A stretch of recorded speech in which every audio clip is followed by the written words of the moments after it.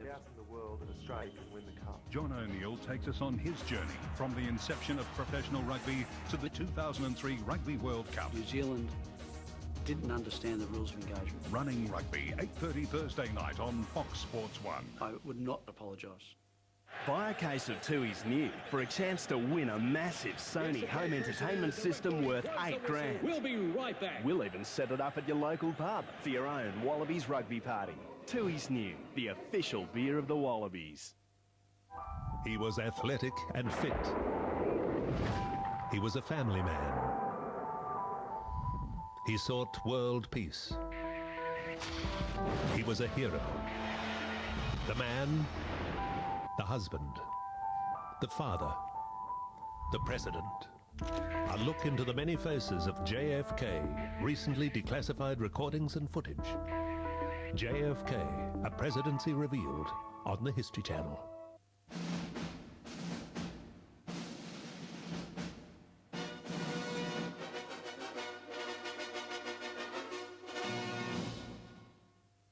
Brought to you by SBC.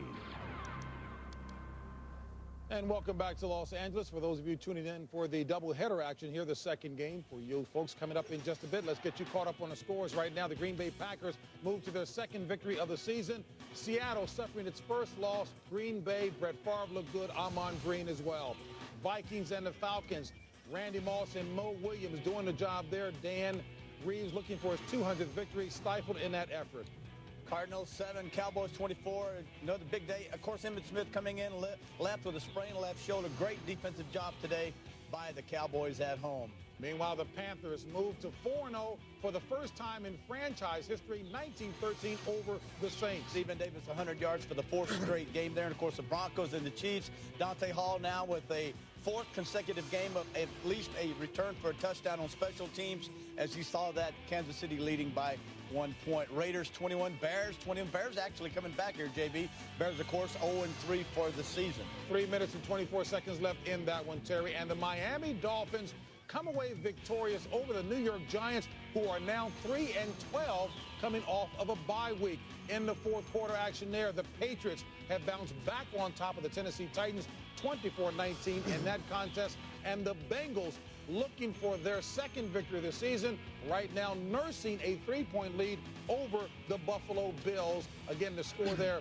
16-13.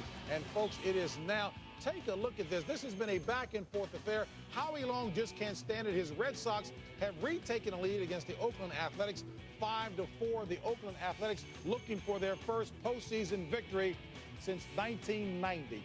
All right, folks, and we're going to now be taking you out for some coverage between the Minnesota Vikings and the Atlanta. And again, a reminder that we'll only be able to keep you at that contest until 10 after. Let's join the announcers for that game, Sam Rosen and Bill Moss. Number 29, defense, 5 yards. By measurement, it's a first down. We welcome you to Atlanta as the rest of the country joins us for the completion of the first games of our doubleheader Sunday. Washington Redskins and Philadelphia coming up for most of you. Some of you will see Detroit at San Francisco. Here in Atlanta, the Vikings dominant in the second half after trailing 20-12 at halftime. Have outscored the Falcons 27-0 here in the second half. Doug Johnson looking for the end zone, and the catch is juggled. Touchdown, Jimmy Ferris.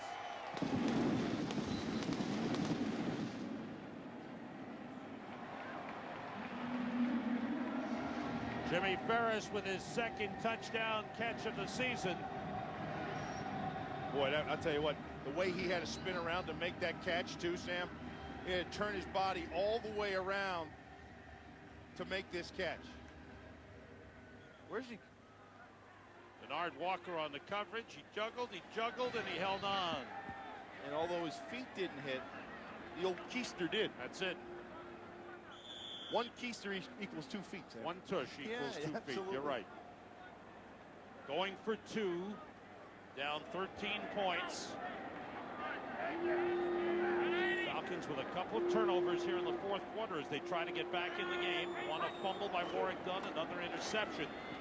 That pass is tipped away, and the extra point try is no good. Intended for Algie Crumpler, the tight end. Falcons were down 16 with plenty of time on the clock. Warwick Dunn was down to the 3-yard line heading for the end zone. He was hit by Kenny Irvin and coughed it up. Vikings recovered, and then later on in Vikings territory, a Doug Johnson's pass went off the helmet of Brian Williams and was intercepted by Brian Russell. Now has intercepted a pass in each of the Vikings' 5 games. Leads the NFL, I believe, yes, in interceptions. That's right. He was tied with Corey Chavis coming in. Don't forget, big sports day here on Fox. Game 2 of our doubleheader is coming up. Most of the country will see the Washington Redskins and the Philadelphia Eagles. And some of you will see Detroit at San Francisco. All right, folks, coming up in the second half of our day, it'll be the Detroit Lions traveling to San Francisco to take on Steve Mariucci's old squad, the San Francisco 49ers. We've already talked during the pregame show, Jimmy, that, again, you said San Francisco has a better squad, but if they lose this game today... Well, if they lose, I think Terrell Owens will be talking a lot. You know, I guess he goes to the stadium today wearing Michael Irvin's jersey because Michael never said a word. You know, so it's going to be interesting to see what happens in this game today. Well, it's going to be an emotional return for him. You know, his departure was never really fully explained to him. I think it was depicted as being something of not being a team player, not willing to get along with the multifaceted, the multi-headed beast that is the San Francisco 49er front office. All right, so Steve Mariucci returning to the Bay Area. And Jimmy Johnson, I got to believe that Steve Mariucci is missing it very much as he goes back and will love nothing better than to come away victorious. The quarterbacks, of course, that will be on display as well today. It'll be Patrick Ramsey and Donovan McNabb, who is looking for his first victory at Lincoln Financial. We'll see you at halftime. I want to thank you guys for coming out. Oh, Jamie, why don't you tell us? This weekend, Fox Sports kicks off Australia's most extensive coverage of the Rugby World Cup. A truly epic contest. Friday night at 10:30. See the crucial opening match in a contest worthy of its place. Australia are in for a tough encounter against Argentina.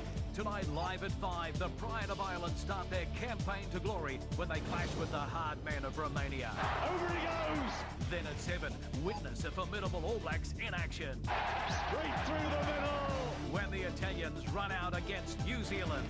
Following on at 9:30, 2 great entertainers tear up the turf with their expansive running when France take on the flying Fijians. Brilliant try and blast from Fiji, just what the game needed. Then at midnight, the troubled Springboks need to get their World Cup off to the right start with a disciplined win over minnows Uruguay.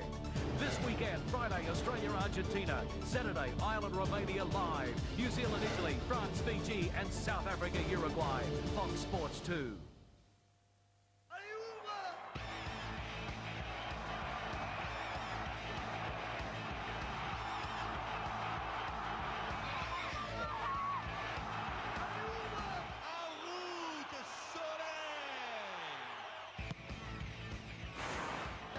For live scoring, streamed video and stats for every scrum, tackle and try of Rugby World Cup 2003, visit www.rugbyworldcup.com. Hit hard.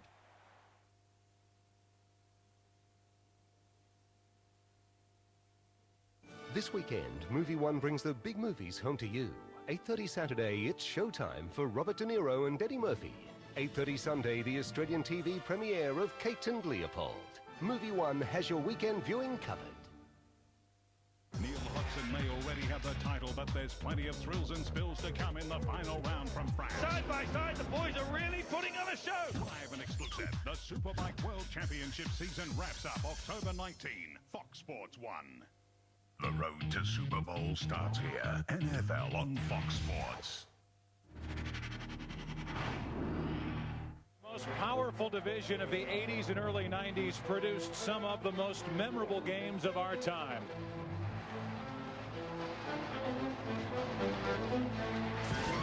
Now a new guard has emerged in this division, and today the Redskins and Eagles battle in what could be another classic. Welcome to a gorgeous day in Philadelphia, Pennsylvania. Donovan McNabb announced to the crowd. Huge ovation. The Eagles gather at midfield, and we have a matchup here at Lincoln Financial Field with the surprising Washington Redskins off to a 3-1 start. taking on the surprising Philadelphia Eagles off to a 1-2 start. Somewhere up here with the real bright lights, Joe Buck, Troy Aikman, and Chris Collinsworth. What's up? What a week it's been, Mr. Aikman, for Donovan McNabb. I mean, everything that he's been going through, the controversy, and now here he is trying to lead this team back to the 500 mark. Yeah, he got caught in the middle of a firestorm this week through no fault of his own. And you talk to Donovan McNabb, and he just wants to go play, which is what he was able to do last week. He's hoping it can carry over to this week, but it can't all be about Donovan McNabb. Some of these other players have got to step up. Too often they wait for him to make the big play. Todd Pinkston, James Thrash, Brian Westbrook, those guys have got to be able to make some plays to take the pressure off Donovan today. I'm just going to talk about football. Is that all right? It's kind of hard to do this week. You're allowed. It's okay. On the defensive side of the ball, though, for the Philadelphia Eagles, a lot of young guys going to get in today. Lito Shepard, Sheldon Brown, 3 Pro Bowlers missing out of that defensive secondary. And it's a point that wasn't lost on Steve Spurrier. He's recognized it. So for all the running that Steve Spurrier has done in the beginning part of this season, don't expect it today. He's going to test these guys in the secondary. And the guy that's going to be winging it around the lot is young Patrick Ramsey. And I at least came away very impressed with the young man, and he is off to a fantastic start. Well, he really is, and it's hard to believe that here is a young man who is making only his 10th NFL start, and he looks like he's been playing in this league for about 10 years. He's made a lot of big-time throws, and the one thing, however, is though he's leading the league in sacks. He's been hit a lot. That's a concern. But the one thing about it, Chris, is that he's got a lot of weapons on that offensive side of the ball that they really didn't have a season ago. If you know anything at all about Steve Spurrier, he wants big plays. He always has, whether he's in college or in the pros. And now he has guys that can deliver those big plays. Lavernius Coles, Trung Candidate. And this offense right now looks more like a Steve Spurrier style of offense, certainly than anything we saw last year. Well, you've got a great profile. Anybody ever tell you that? Remember to answer the Sprint virtual coach question. You can use this, your Sprint PCS Vision phone, or log on to foxsports.com. We get ready for football here in Philadelphia, and we're glad you're with us today on Fox. They've already had the coin toss while we were up here rapping at each other. And I'm going to assume that the Washington Redskins won the toss because they are about to receive. So we will get the early look at Patrick Ramsey, or as his head coach Steve Spurrier calls him, J. Patrick, for absolutely no reason. It's a little windy here. Winds out of the northwest, 15 to 20 miles per hour. Should be fun. Eagles and Redskins. Chad Morton took it from inside the 5, has room to run. He is out to the 30 and beyond. They'll mark him down at the 31, and that's where the Washington Redskins offense will start. He said, look, my name's Patrick Allen Ramsey, yet my head coach Steve Spurrier calls me J. Patrick because he knows a lot of Joseph Patricks, and so J. Patrick is in the huddle, number 2 in the NFL with that yardage. Number 2 to Tommy Maddox of all quarterbacks. First down for the Redskins.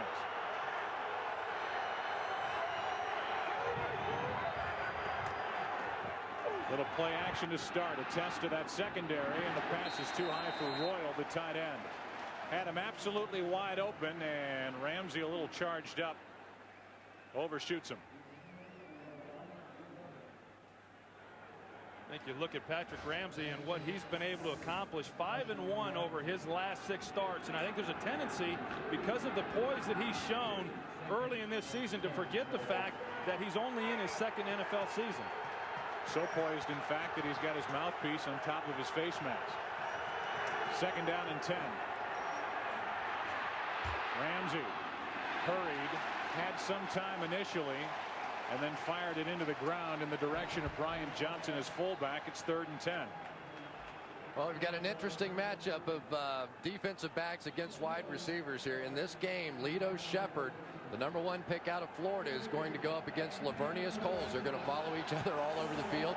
On the other side, Sheldon Brown, who's a little bit bigger, stronger, more physical guy, will go up against Rod Gardner.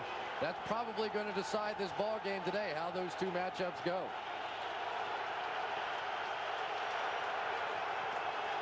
A blitz. Ramsey in a ton of trouble, dumps it off. Short of the first down is Candidate as he's knocked down at the 35, and it's 3 and out for the Redskins. Well, Jim Johnson said that he was going to bring pressure against this Washington Redskin offense. You got Sheldon Brown right here, the left corner. He's going to come in on the corner blitz.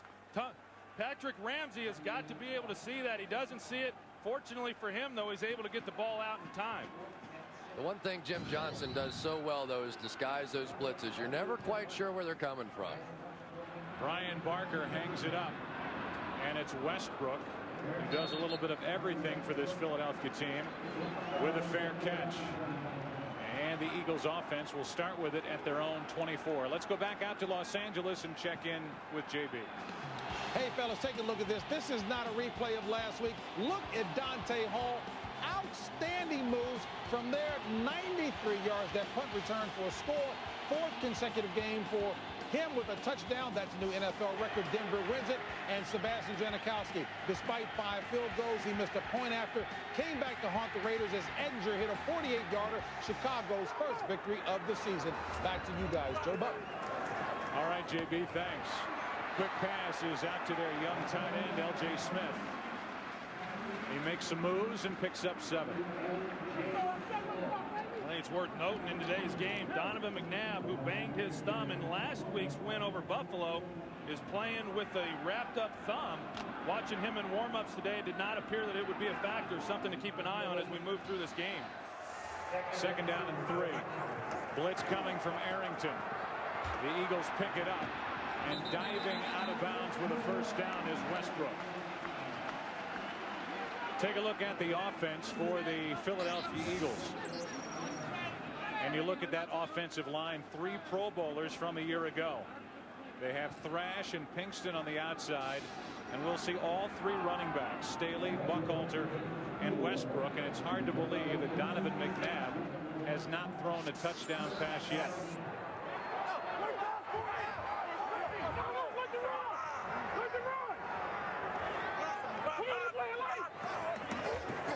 On first down, that's Westbrook. Gain of only 1, and we look at the defense for the Washington Redskins. George Edwards, the defensive coordinator, who Spurrier met while at Duke, deserves a lot of credit for putting together a good start to this season with this group. But guys, I know you love their cornerbacks. Well, Champ Bailey, when you look at him, he's one of the best there is in the game, and he's a guy who goes with the opponent's best receiver. Today you can bet that he's going to be going with James Thrash as he is right now.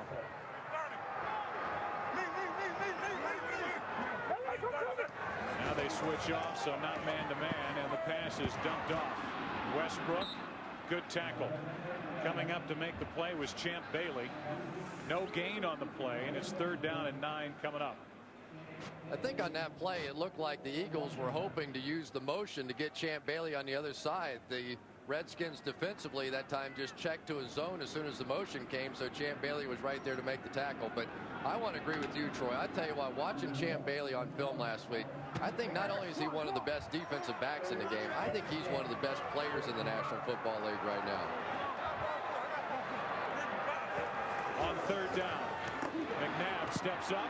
Penalty flag on the play. McNabb's got a first down into open field. Flag on the play. Nice cutback down to the 10.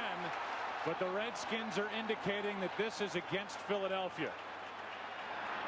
And it is. That will negate a 54-yard run by Donovan McNabb. And that was a design scramble by Donovan McNabb. A quarterback draw. He comes back 3 steps. But they got the hold. Looked like it might have been John Runyon, the right tackle, that's going to get called for it. Holding offense, number 89. 10-yard penalty, repeat 3rd down.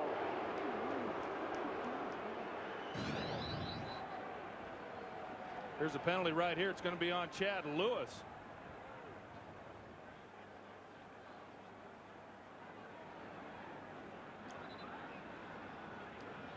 Good call, but I tell you what, for Donovan McNabb, same way he started the game last week with a nice run to kind of wake him up, get him back on track. And I still think that for him, this is the right formula. This seems to get Donovan in the game more than anything else, more than getting hit, more than completing a long pass, more than when he comes up with a nice long run early in the ball game, he seems to get into a flow like no other. After the penalty, it's 3rd and 19. Dumping it off Westbrook. And brought down well short of a first down. Knocked down at the 35 in time for the Eagles to punt. What did LeVar Arrington tell us yesterday? If Donovan McNabb beats us while he's in the pocket, then they deserve to win. Well, it's their focus to keep him in there. Absolutely, and they didn't do a very good job right there. The thing about it is Chad Lewis did not have to hold there. Donovan McNabb was already up inside of that. The punt coming from Dirk Johnson. And it takes a bounce out of bounds. They're going to mark it at the 28. So decent field position for the Washington offense. No score early in Philly. The East, you ask. Well, as Washington and Philadelphia play here, Dallas won. They took care of the Cardinals. They're now 3-1. Come on, give a little cheer. Go ahead. My boys. I mean, when that score flashed across, when that score, Chris, did you see the look on Troy's face? Just like a proud papa. Oh, yeah. Okay. Oh, but my Bengals blew it again. I'm with you, Bill Parcells. I've always loved you. On first down, over the middle and off the hands of Lavernius Coles, incomplete. Who are these guys on offense? Now the mouthpiece is in the face mask, not on top for Patrick Ramsey. This offensive line, Troy's been taking some hits in the public. Yeah, they really have, because Ramsey's been getting hit a lot, so people immediately equate that to the fact that the offensive line isn't getting it done, and that's really not the case. There's been a lot of audibles, a lot of miscommunication in the backfield, and so it's freed guys up, but this offensive line's played better than most people think. Ramsey over the middle has Gardner, and Rod Gardner is fighting, brought down close to first down yardage, and with the spot it looks like he got it. And we look at this defense, they have one guy after another go down with injury, whether it's up front across the defensive line or in the secondary, and they are without 3 of their usual starters back there. And I thought Jim Johnson, the defensive coordinator, did one of his best jobs ever, and he's done a lot of great ones around here last week. With all those guys out and injured, this defense really stepped up against Buffalo.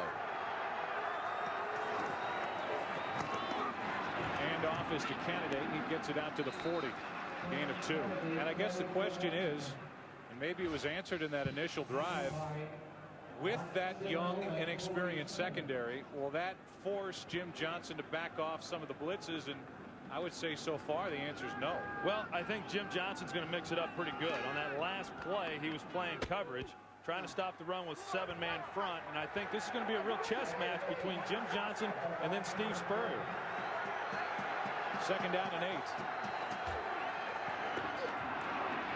Ramsey has plenty of time and finds his man. Out of the backfield is Rock Cartwright, and he is spinning forward for a first down. You know, anytime you play against Mike Martz of the Rams or Steve Spurrier, they are not going to try and pass protect. So you're going to end up giving up some sacks. It is going to be just like this: 5-man protection, 7-step drops. You don't see a lot of it, but you're also going to have to face all these guys coming out on the route. And it's just a difference of philosophy. Some coaches like to protect. Spurrier likes to get them out. Toss to Candidate. Lowers his head and gets it to the 49-yard line of the Eagles, brought down by Semino. Yeah, and that's a guy that they're really happy that they were able to bring in. Mark Semino with a trade with Atlanta. And he has been everything that they had hoped that he would be. We got Nate Wayne, another key acquisition for the Eagles this year from Green Bay, down on the field. I'm sure the Eagles and Jim Johnson saying, who's next? They're asking for volunteers along the sideline. Hopefully. Monday nights on Wanna be. We welcome you back. Nate Wayne is just now making his way across the field, and the odd thing is, when you look at it on the replay, the only thing you might see is that right knee right there. He even stays on his feet and gets in at the end of the tackle on Candidate, but he's having a tough time getting across the field. I mean, it is just unbelievable the number of injuries this team has endured. Their #1 pick, Jerome McDougal, Derek Burgess, Paul Grassmanis, Troy Vincent, Bobby Taylor, Brian Dawkins, not to mention the guys they lost in free agency: Hugh Douglas, And Sean Barber, who one of the Redskins coaches was telling me before the game, they thought he was their most effective defensive player a season ago. Ike Reese comes in to take Wayne's spot. And it's 2nd down and 8. Comes a corner blitz again. Ramsey sacked all the way back at the 40, and it's Semino.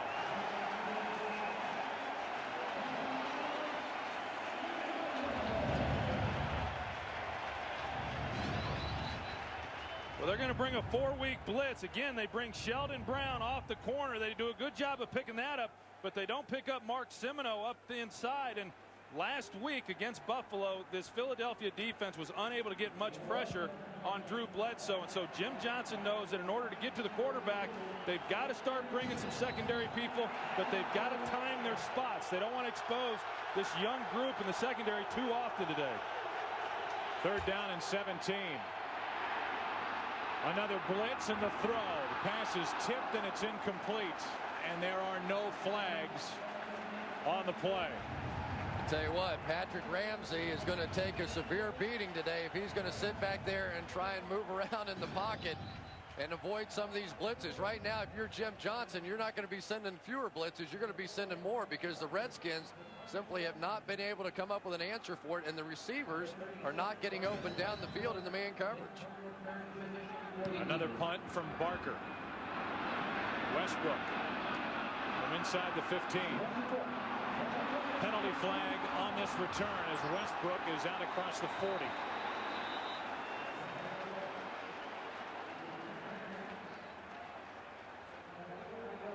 We'll check the flag. That's Patrick Ramsey hurting. I was just going to say, Troy, what's the first question you ask these quarterbacks when they sit down with us? Yeah, well, when how you feeling? Yeah, when they've been hit as much as what he has, how you feeling? He said, I feel great.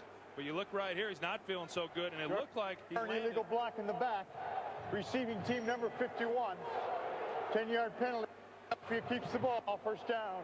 Joe, it looked like when he fell to the ground following that hit that he may have done something to his shoulder. It looks like it could even be a broken collarbone the way that he's moving around on the sidelines. As you see, he lands right on his left shoulder, and that's where they're checking him over on the sidelines.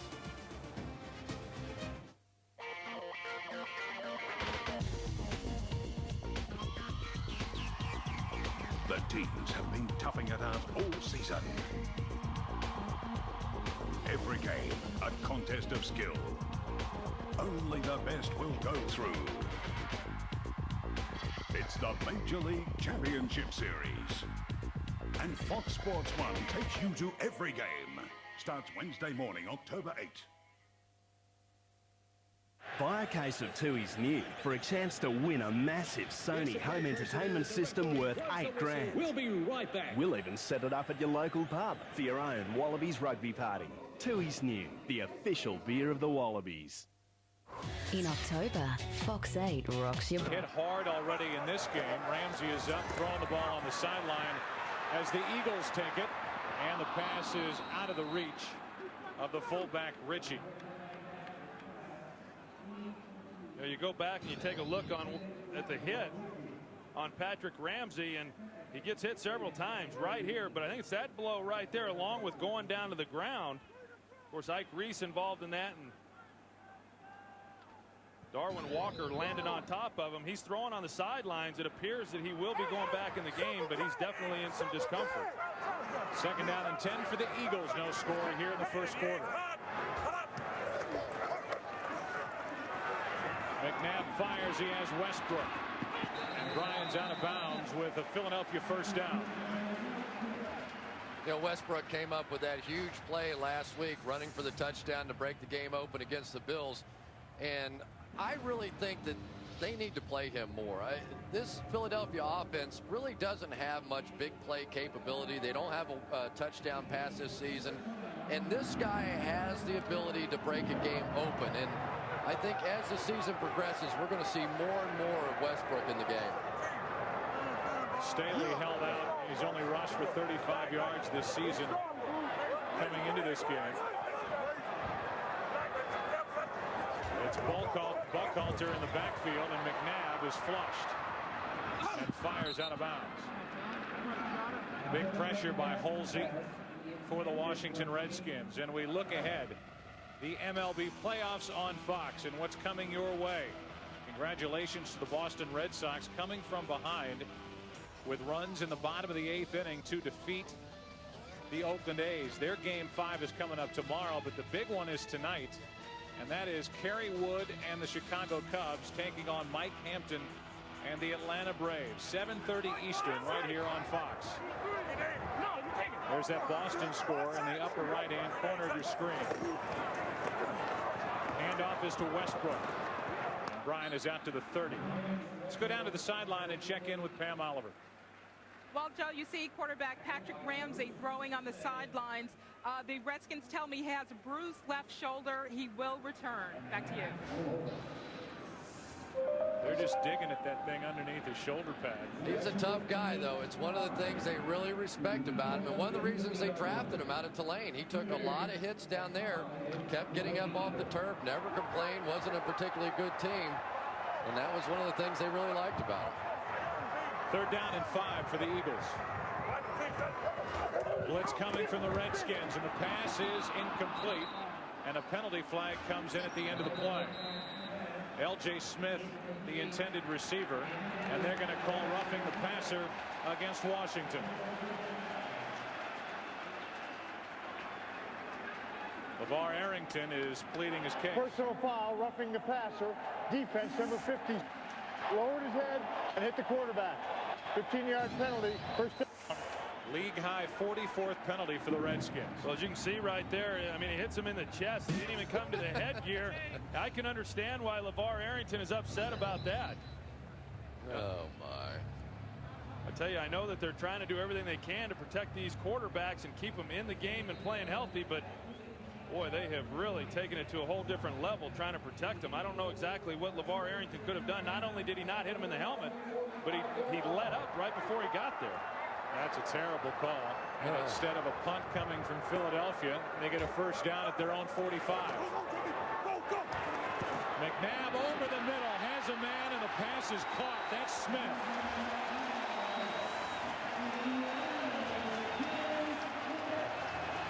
Well, it's been a long way back for L.J. Smith from opening day when he dropped that pass against the Tampa Bay Buccaneers. It really could have changed that game around. Troy looks just like sort of a 4 vertical kind of a route, getting guys down the field. And if you have any doubts about whether Donovan McNabb can ever be a pocket passer, watch this laser shot. Well, they sure like L.J. Smith, and you're right, a little down on him after what happened in opening weekend, but they think he's a guy who can get vertical and get down the field just like he was able to there. He gave Donovan a great lane to throw him the ball.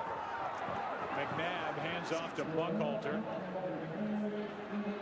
And there's a loss of 1 on that play. Let's go back out to Los Angeles. It's a game break, and here's JB. Hey, fellas, take a look. Boston was down 4-3 in the bottom of the 8th.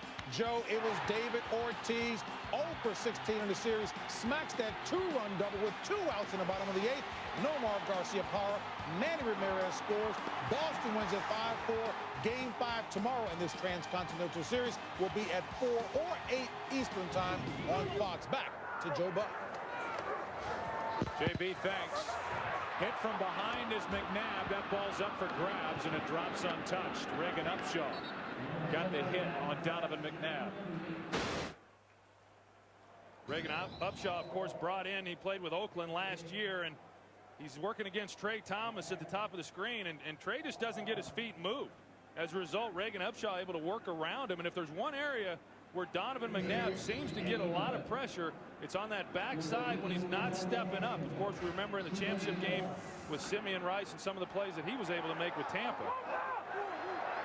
McNabb looked like he's limping a little bit out there. Took a hit 2 plays ago. And he swings it out to Westbrook, who is hit immediately. And there is Champ Bailey going backward on this drive. And we go back to the hit that caused the limp by McNabb. And that's Pepe Zellner taking him to the ground. And, you know, again, not a hit that looked like it would cause much damage, but he's been moving around pretty gingerly since that time. This will be a 52-yard try, well within the range of David Akers, who has a career-long this season of 57 yards.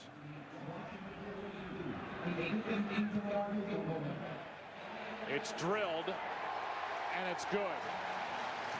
During the pregame warm-ups, David Akers hit from 67 yards to this direction of the field.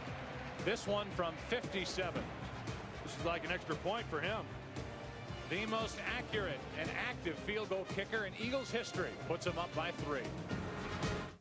Leon, your reactions. Little Philly cheesesteak action as David Akers will kick it away. And this is Morton from the 9. Full head of steam, and he can fly. Good return for the Redskins. Morton out across the 40 and wrestled down at the 42 by Buckhalter. 32-yard return. And all eyes are on Patrick Ramsey. He is healthy enough to go back in there. He will tiptoe back onto the field. He's been hit a lot already. International Test Cricket. There's Troy Vincent hanging out in a sweatshirt. One of the best in the business. Looking for a new deal around here. He is out with a strain to a hamstring. They hope to have him back next week, and the same for Bobby Taylor. Handoff is to Liddell Betts.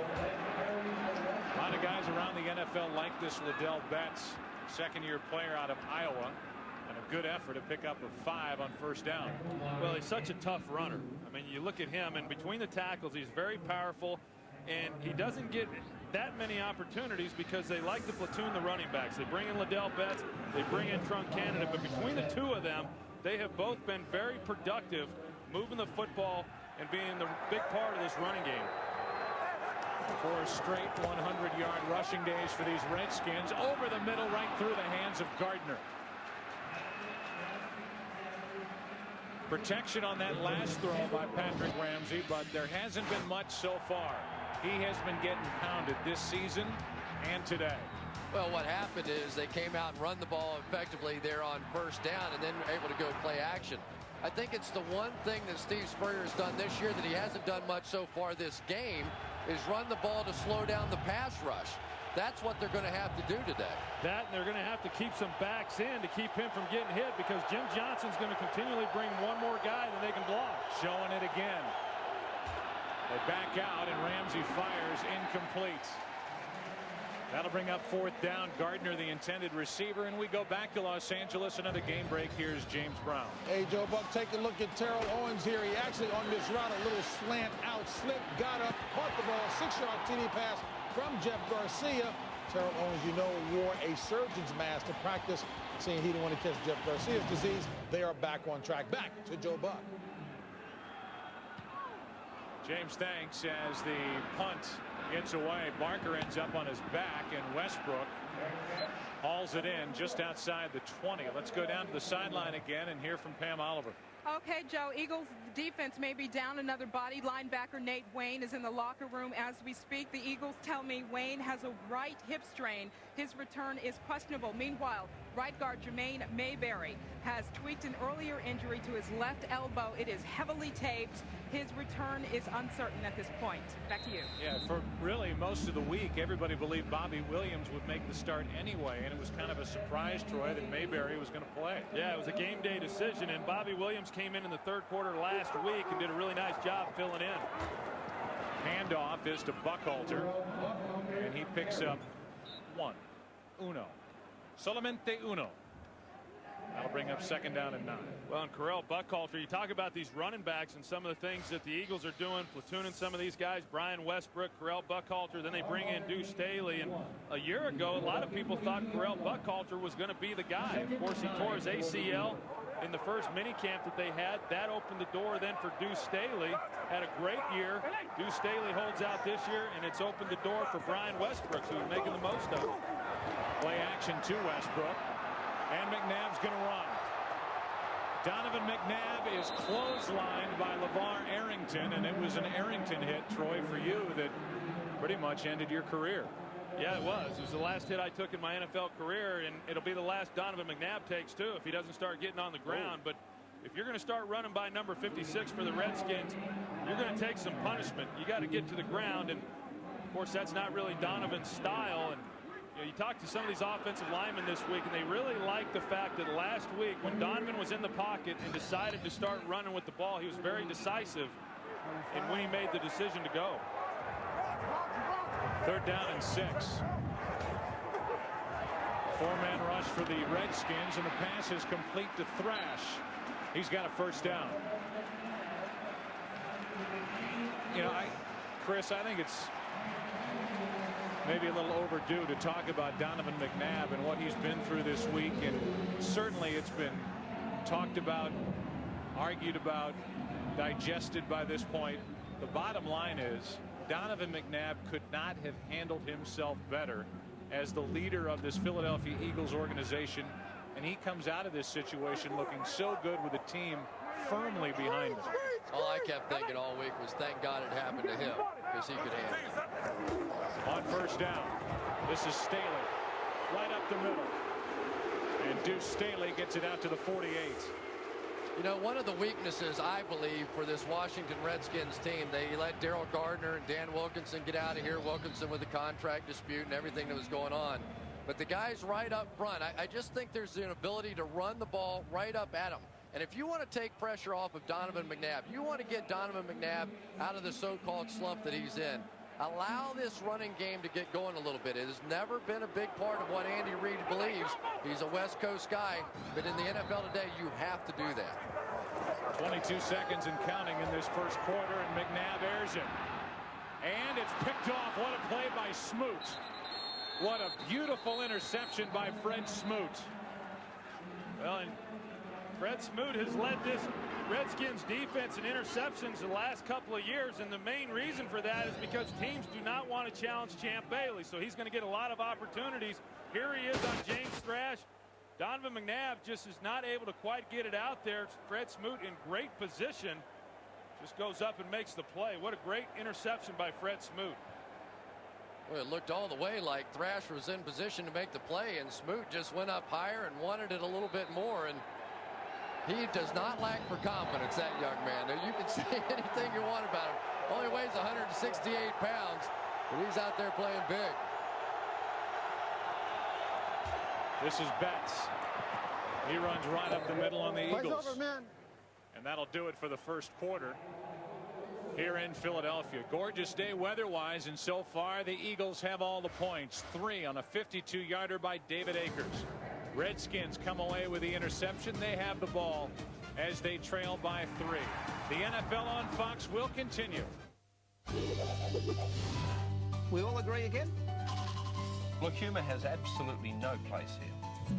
Mr. Chairman, I'm sorry, I really don't know enough about that to comment. Why bring that up? They had an insult to injury and told him to shut up. Shut up. There's a new level of credibility now. I just thought, it's a shitty idea, shoot it down. It is, bang. More than just a weekly sports chat show. The Back Page. Go, you good thing. Weeknights on Lifestyle. Are you feeling hungry? This is the cake you want to eat, all of it. That is unbelievable. God, that's good. Need a little spice in your life? It's full of colour, it's full of flavour, and above all, I think it's exciting. Oh, wow. Well, we're serving you an extra helping of your favourite chefs. That's the best thing in the world. It is fantastic. I've got faith in you. Giving you maximum pleasure for minimum effort. You just feel like you're eating liquid velvet. You promise me?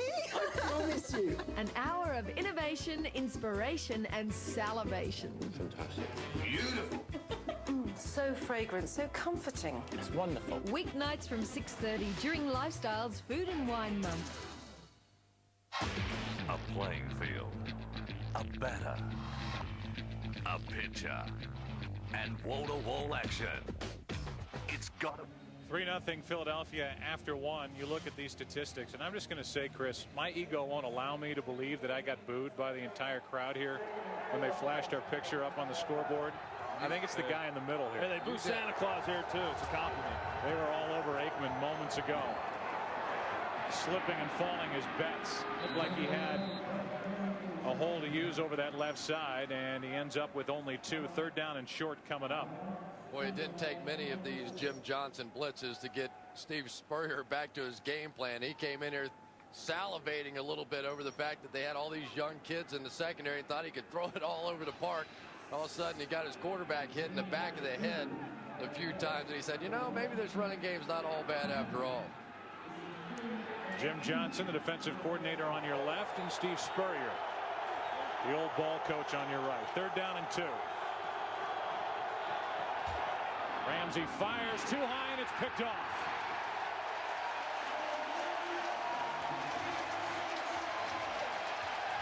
Roderick Hood. He's the nickelback with all the injuries in this secondary, and Ramsey has had men open, but he is missing badly, and that one had too much heat on it. Well, that's just exactly right, Joe. He's got Lavernius Coles right here, and he just had too much on it, and then it was high.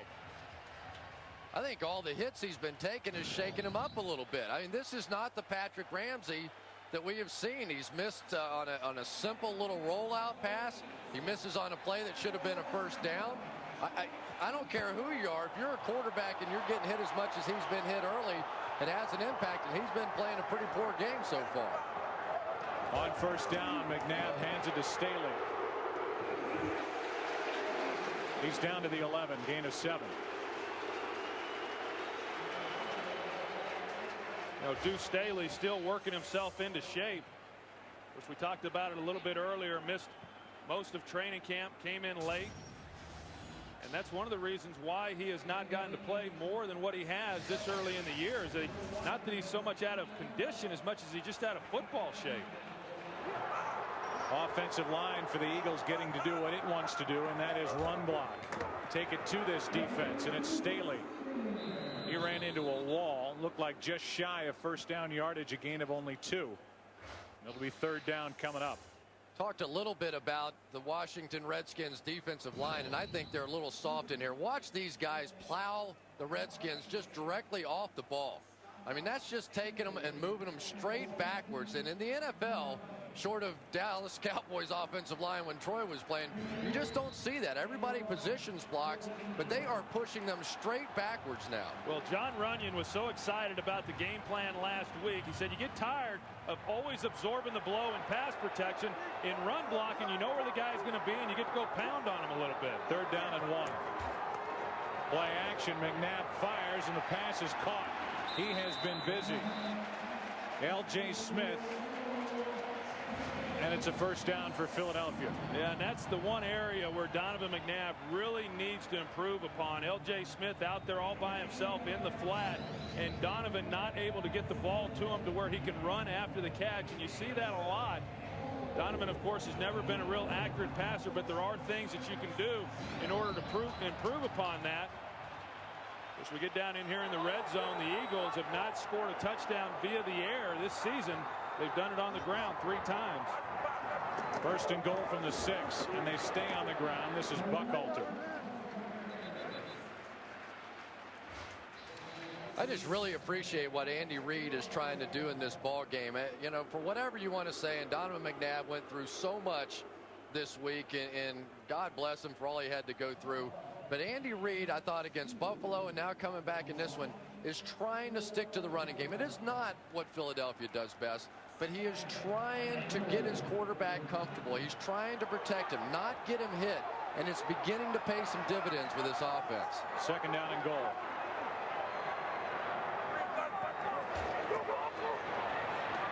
Over the middle, pass is caught. Ritchie, touchdown. And the first touchdown pass of the season for McNabb.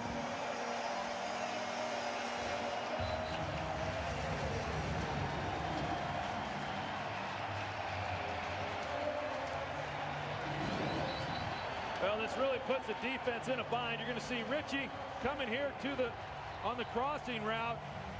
Linebacker overplays it, gives him the inside lane. Donovan puts it on his chest where he can protect himself. LeVar Arrington not able to get there in time. Overplayed it, thinking that Ritchie was going to the flat.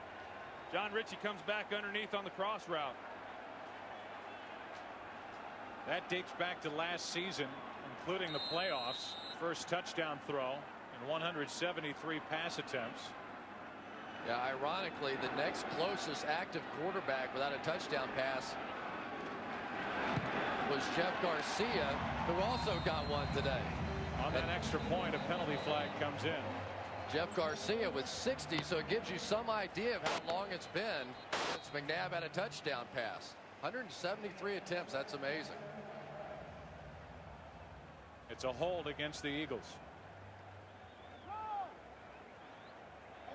By the kicking team, number 89. It's a 10-yard penalty, retry.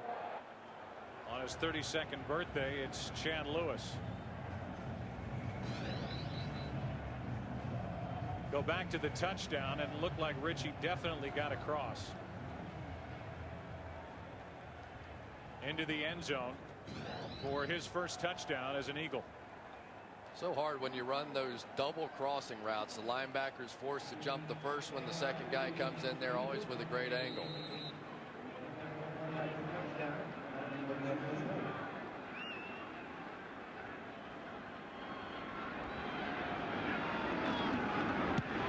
Akers drills it. So Richie is into the end zone, and Donovan McNabb has his first touchdown pass of the season. 10-0. This weekend, Fox Sports kicks off Australia's most extensive coverage of the Rugby World Cup. A truly epic contest. Friday night at 10:30. See the crucial opening match in a contest worthy of its place. Australia are in for a tough encounter against Argentina. Tonight, live at 5, the Pride of Ireland start their campaign to glory when they clash with the hard men of Romania. Over he goes! Then at 7, witness a formidable All Blacks in action. Straight through the middle! When the Italians run out against New Zealand.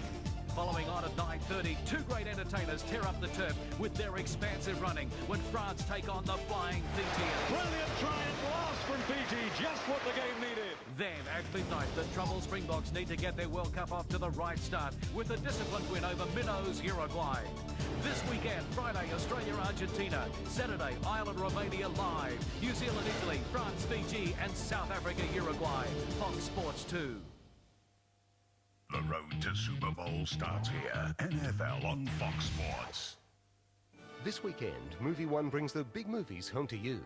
8:30 Saturday, it's showtime for Robert De Niro and Eddie Murphy. 8:30 Sunday, the Australian TV premiere of Kate and Leopold. Movie One has your weekend viewing covered. The Tennis Masters Series returns to Madrid as the ATP Champions race and the battle for a top 8 spot intensifies. And he's done it. That's what they came to see.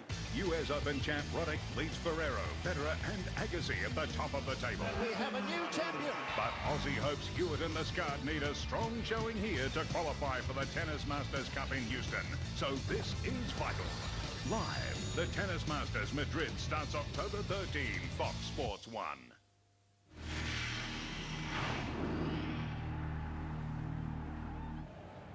Well, Veterans Stadium has seen its last event, and the city of Philadelphia should be very proud of this brand new football stadium. It is absolutely gorgeous with a new baseball park ready to be open next season for the Phillies. Just a 5-play drive after the interception by Roderick Hood, and Akers will kick it back to the Redskins. Morton from the goal line.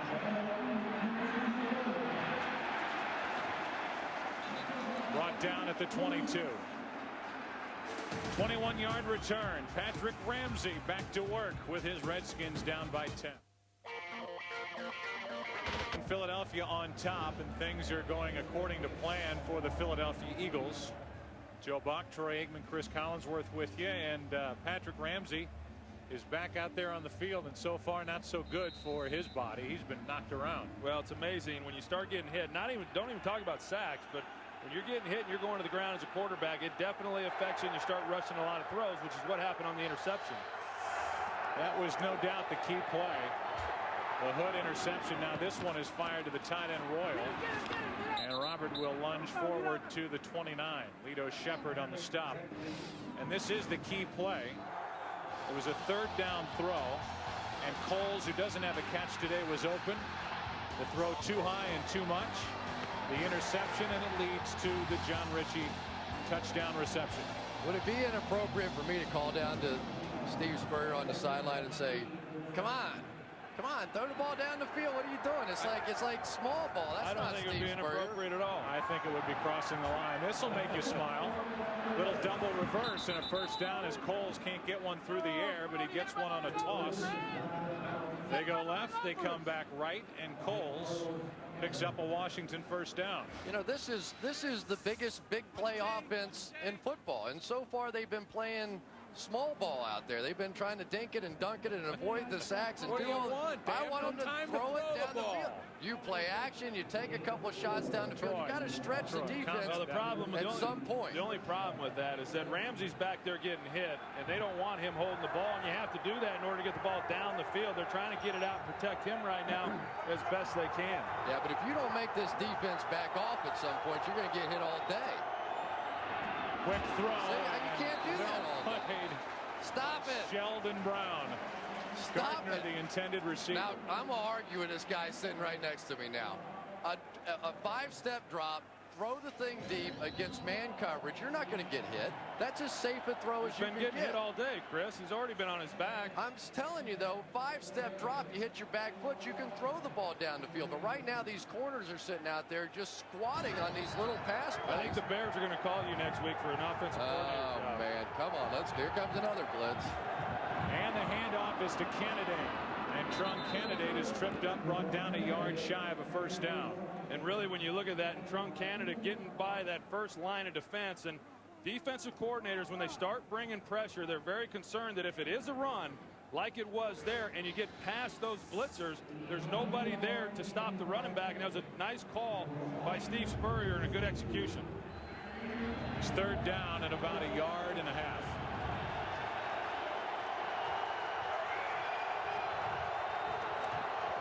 Handoff. That's Cartwright, and he falls forward for a first down.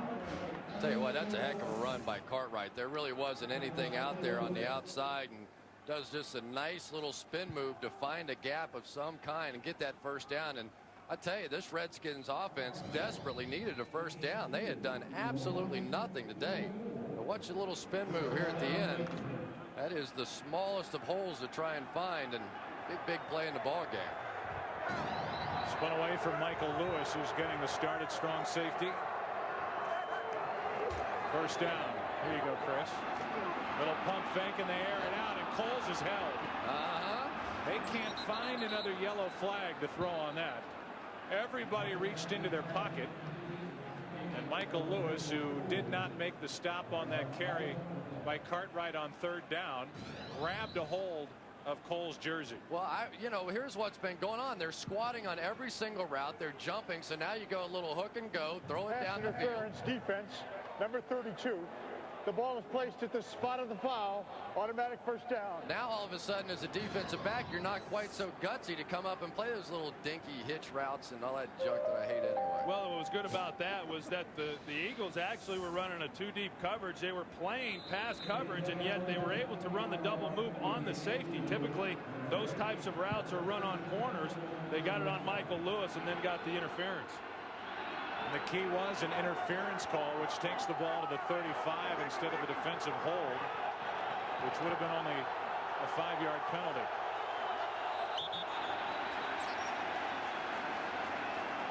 Here's a 5-yard penalty. Ball start, offense, number 76.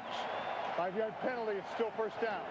And that's on John Jansen, and between him and Chris Samuels, they've had a number of these kinds of penalties. They had several last week, and now they're starting off the game here, but that's been a real frustration for Steve Spurrier and some of these illegal procedure movements that they've had.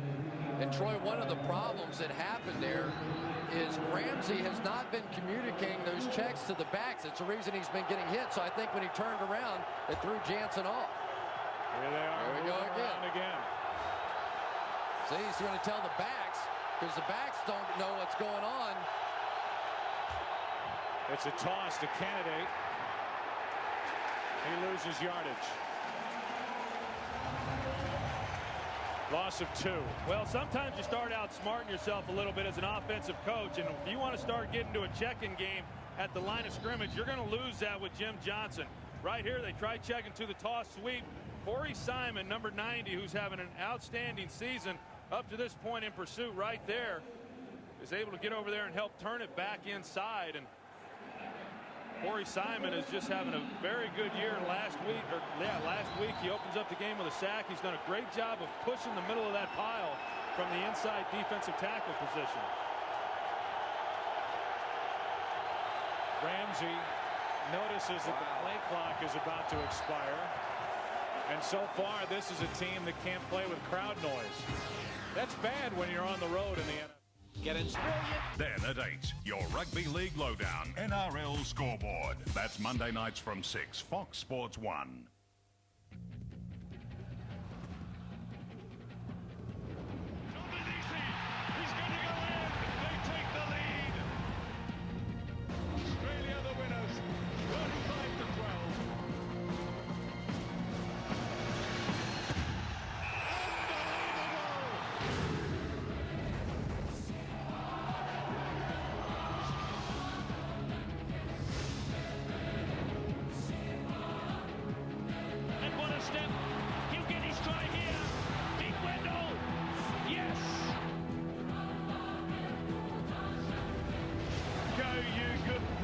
Go.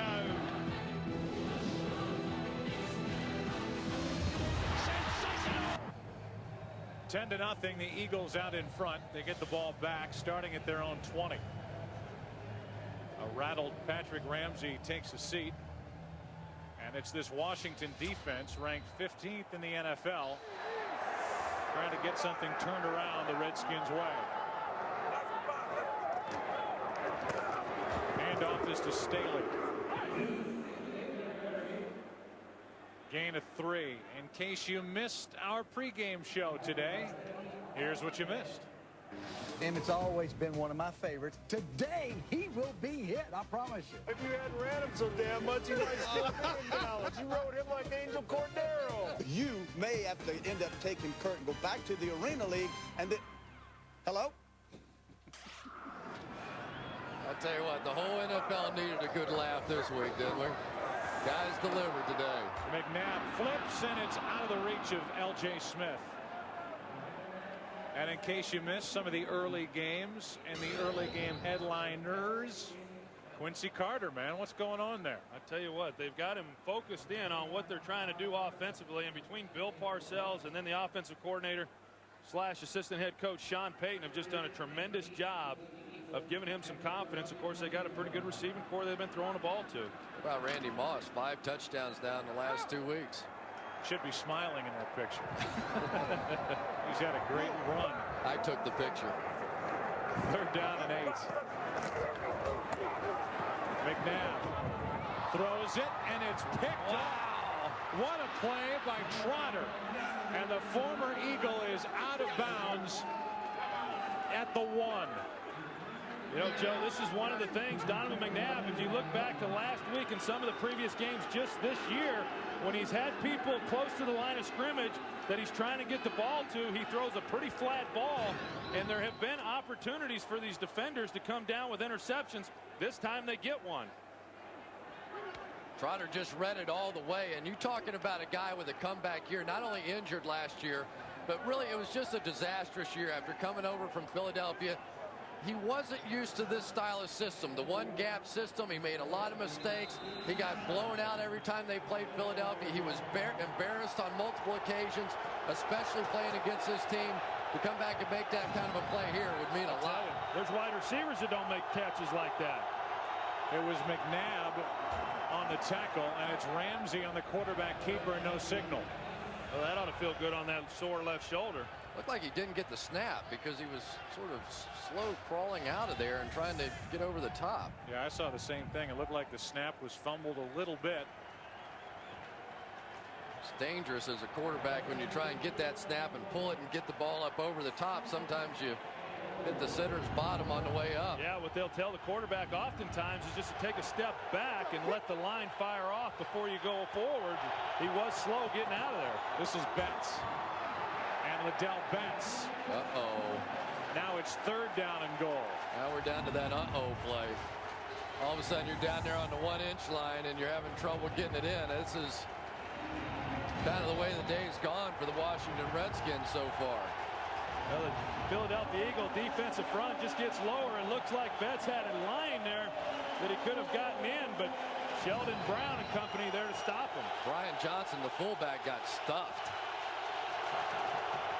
Ramsey with a touchdown. He got it that time up over the top. And the Redskins are into the end zone. Well, this thing went from being a game that looked like it was just going to be a nice little cakewalk for the Philadelphia Eagles. All of a sudden, one big play, and got ourselves a ball game. This is typical Washington Redskins football so far this year, though. Yeah, this is the way that it's been. All of the games that they've played have been decided by 3 points or less. Might have a challenge. Well, he clearly got into the end zone.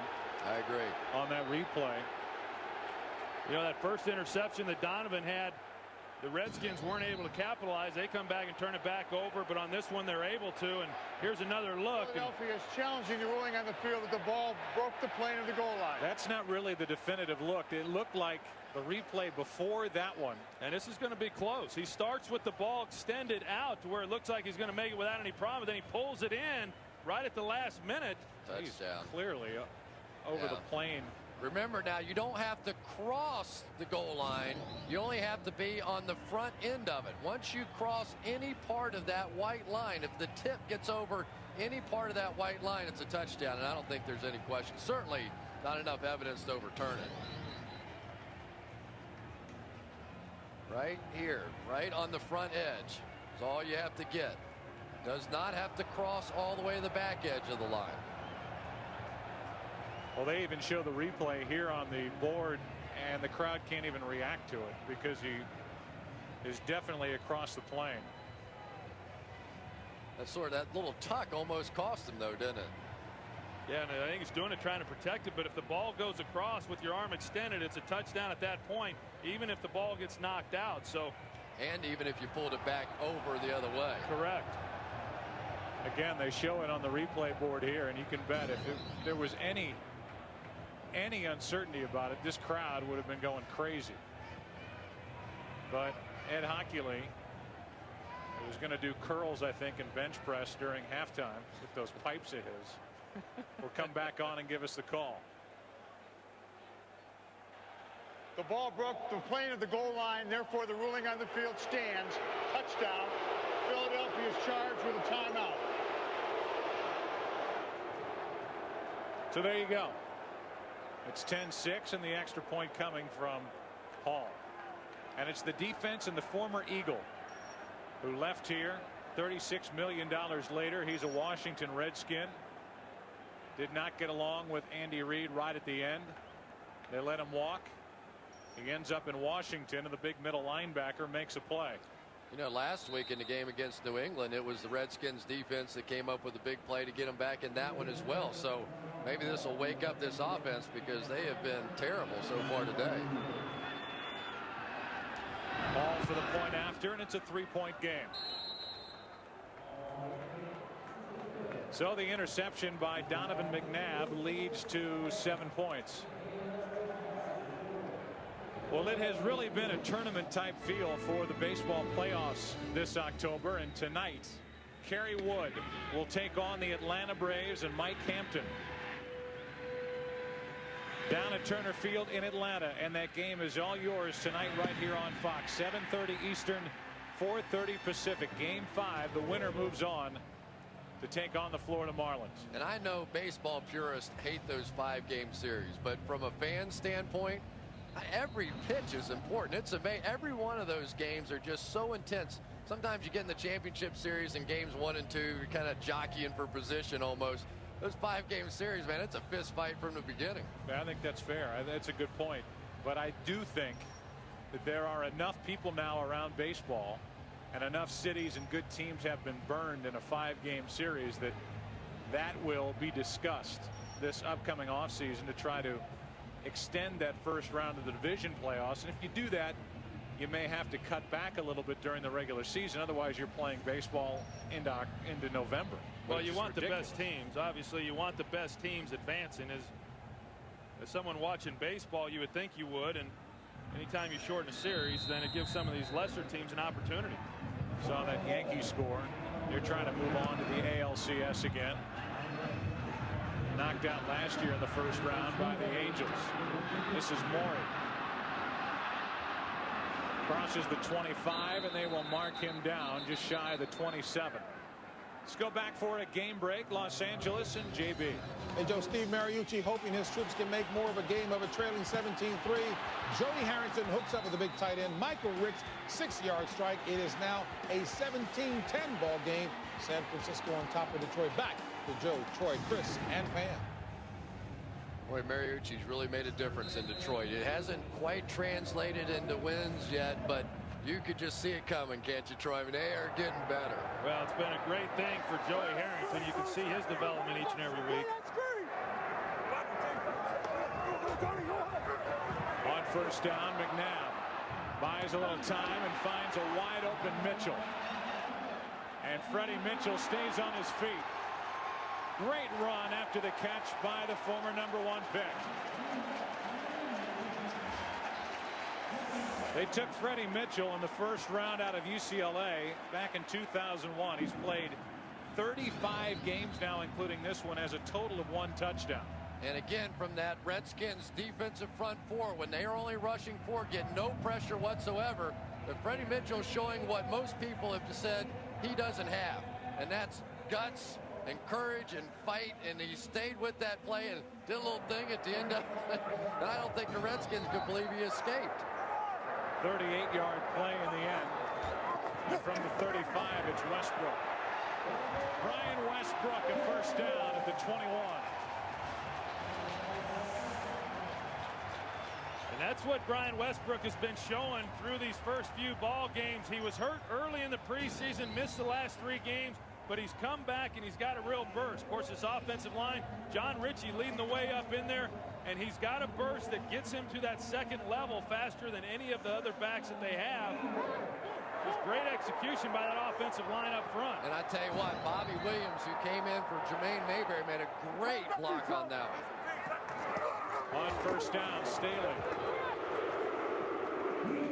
Deuce Staley to the 18 and a few inches beyond, a gain of 3. You know, and that's the thing that I don't quite understand. When you got Brian Westbrook, of course, he's coming back out on the field right now, but when you have a run like that, and then all of a sudden they're changing running backs and bringing in Deuce Staley, I'd have to believe that that throws your momentum off a little bit, and a little bit of the confidence that you've got established up front, and keep those guys in there as long as they're running well. It's almost like they don't want to offend the other running backs. To me, clearly Westbrook has been the guy. Second down and 7. McNabb in trouble. Brought down from behind, Bruce Smith. 196.5 career sacks.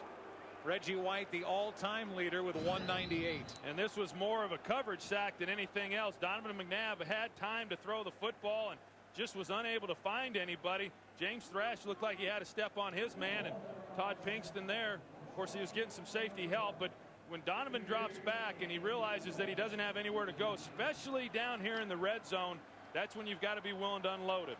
We're getting close to history for Bruce Smith. Now just needs 2 to break Reggie White's all-time record. Third down and 11. Quick throw, Pinkston. First down at the 5.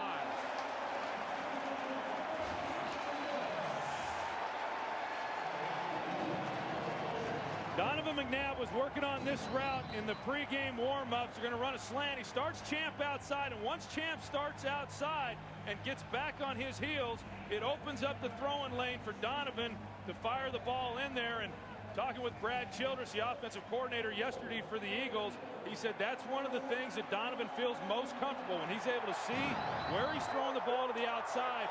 He unloads it with confidence. Movement along the line of scrimmage prior to the snap. Before the ball was snapped, ball start. Offense number 72. 5-yard penalty, still first down. You know, anytime you see a defensive back like Champ Bailey that time moving back to the outside, you know he's expecting some kind of help to the inside. That was not a straight man-to-man coverage. When you get man-to-man coverage, especially bump and run, they're going to try and take away the slant. So I don't know exactly if the safety didn't get there or there was a miscommunication, but he had to be expecting some help with that kind of a release off the ball. I think he's expecting some help from the linebacker, and maybe the splits had him thinking that Pinkston was going to try to run a go route. McNabb brought down behind the line of scrimmage by Ohalente. Loss of 2.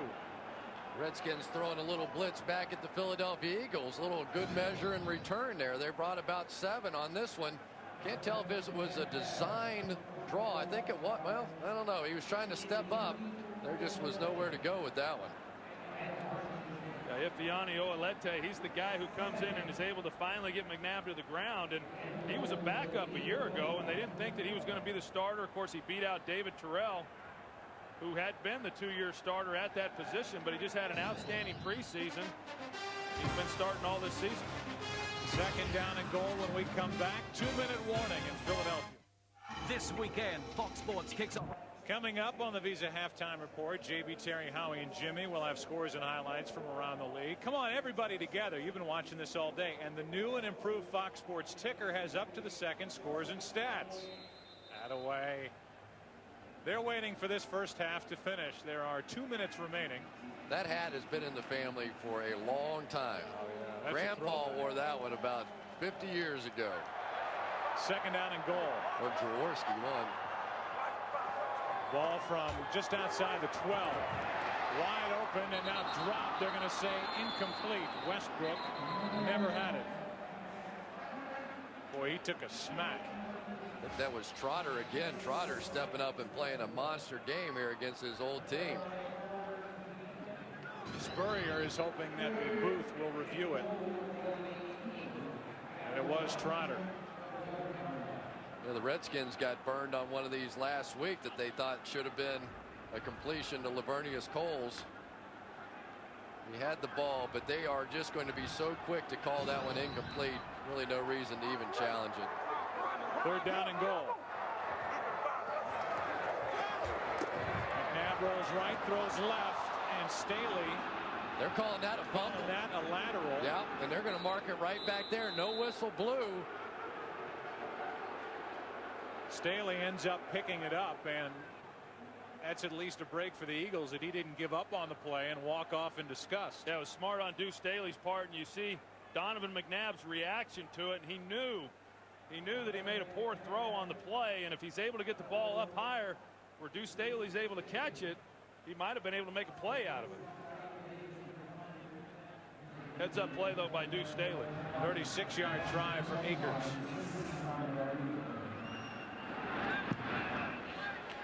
And no surprise, David Akers, one of, if not the best in the business. Now 94 field goals, the most ever in Eagles history.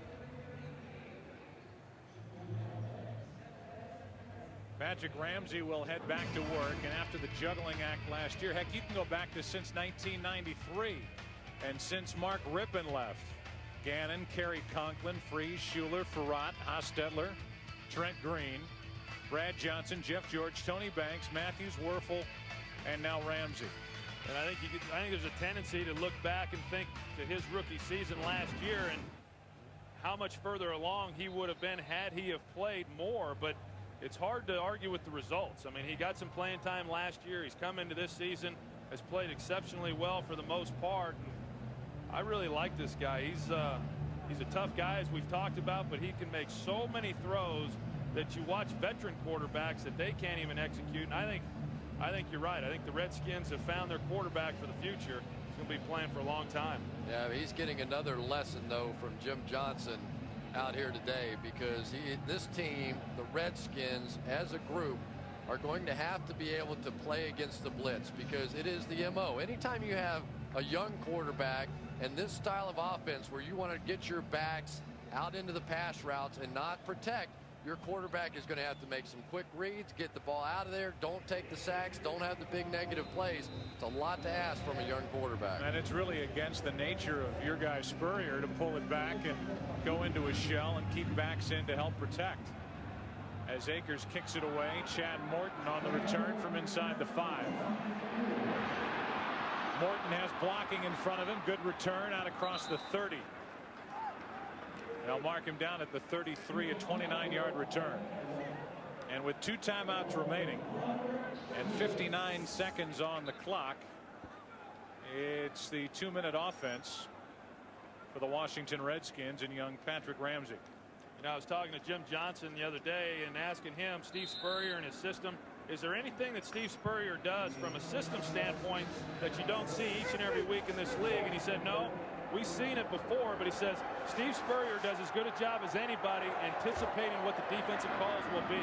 There's the first catch of the day by Lavernius Coles, and he has a lane down the sideline, cuts back inside the 40. I tell you what, if you're going to go that far with a quick screen, some offensive lineman is going to have to knock somebody out. And Derek Dockery turned the corner. He's the guy playing for Dave Fiore today, and just crushed somebody down the field. 31 seconds and counting left. Pass complete to Candidate. Stays on his feet, gets to the 30. And the Redskins will burn a timeout.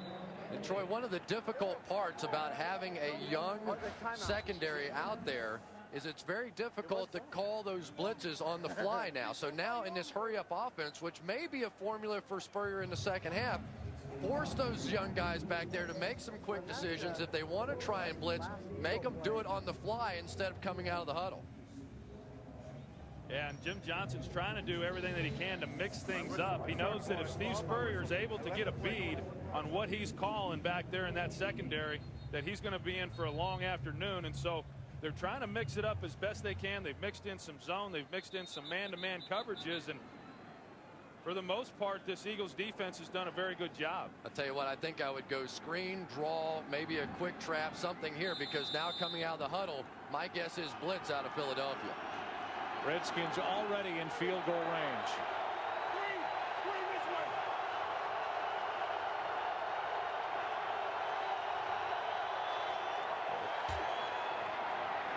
Airing it out, Ramsey, and the pass is broken up. Rock Cartwright, the intended receiver, and Clinton Hart got over and made a play. You know, when you play against Jim Johnson, you're going to get a blitz generally to the left, to the right, or right up the middle. They don't typically bring the all-out blitzes and play man coverage without safety help. So you're going to have to read it on the fly. That time they're going to try and come down this side, and then they'll drop back on this side. And yet Ramsey just threw right back into it because he really didn't have anything on the other side. But you've got to read it on the fly. There's great range there by Clinton Hart, being able to get over the top and make a play on that ball. Timeout has been called for by Philadelphia. You're going to take a look at Clinton Hart coming over, and if Ramsey had been able to lay a little air on that when Rock Cartwright was going to run by Clinton Hart, they may have had a shot, but Patrick Ramsey did not see Clinton Hart coming over the top. The other blitz that we haven't seen so far that I really expected to see in this ball game is that one right up the gut. They ran it a lot against Buffalo last week. They were practicing it a lot this week. And anytime you end up in a situation where you can bring that pressure right up the gut, right up the middle, especially with some of the young guys, Derek Dockery in there playing in that offensive line, might be able to take advantage. One of the concerns if you're the Washington Redskins right now is if you drop back with a deep set, you may drop back out of field goal range. And with the way that Ramsey's been under pressure all day, it may not be worth it. 3rd down and 3.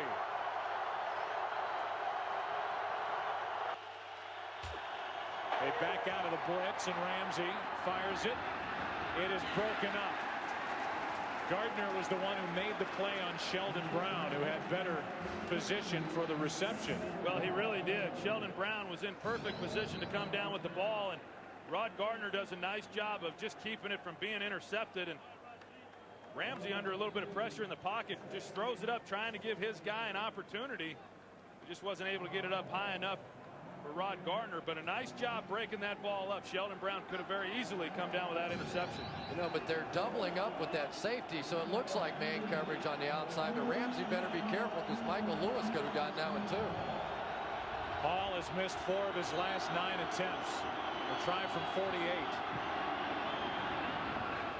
A line drive kick that knuckles through to make it a 3-point game.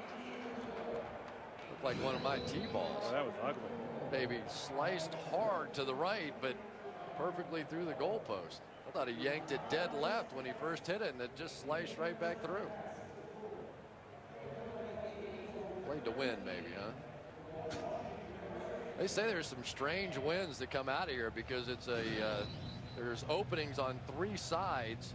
Talking with David Akers, he said there really are some strange winds that happen in this stadium. Spooky. Well, that's the end zone there that they say they have the most problems because of the open ends. This other end zone where that one was just kicked, it's a little bit more closed in, so you don't get quite as much wind blowing through. You were paying attention to it, Troy, before the game. Akers was spending a lot more time attempting field goals down to our left, down to the spot where there are 2 openings, or he told you it's more difficult to figure out that swirling wind. It is, and the strange thing is you see the flag there. It doesn't look like there's much wind blowing, but I made that comment to David Akers, and he says that's not accurate. He says there's actually a lot. It's a swirling effect. And now the old squib kick. Picked up by Westbrook. And with that, the first half comes to a close. So the Redskins were able to get down the field, get into field goal range, and it was John Hall who hit from 48. It makes it a 13-10 game at the half. The Eagles looking for their first win here in their new home. The Visa halftime report coming up after this from your local Fox station.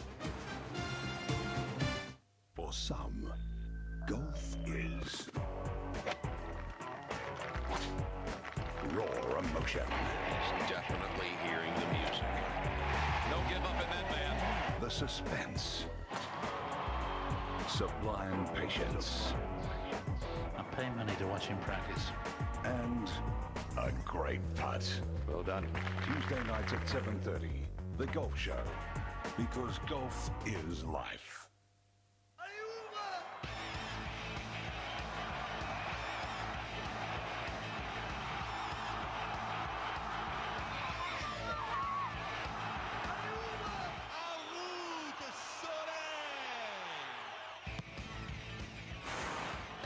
For live scoring, streamed video and stats for every scrum, tackle and try of Rugby World Cup 2003, visit www.rugbyworldcup.com. Hit hard.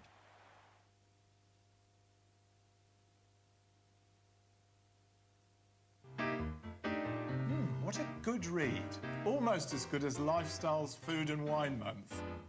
Watch what you eat this month on the Lifestyle Channel. Hello, I'm Maeve O'Mara. And I'm Joanna Saville. Join us as the Lifestyle Channel celebrates a month of fabulous food and wine. Divine. I like to get stuck in, you know what I mean? To tempt your taste buds, there are new episodes. A very, very interesting variety worth trying. Oh, they're indulging themselves, aren't they? Sink your teeth into new lifestyle productions. There are so many wonderful varieties of cheese. That's mouth-watering. Yeah. This is the sausage out of my book. Don't you recognise it? And mouth-watering new series for you to enjoy. The thing I like about this is even an idiot like me can do it. It's really easy to make your own. Hey, pesto. A feast of new programs plus the best in Australian wine. Cheers, man.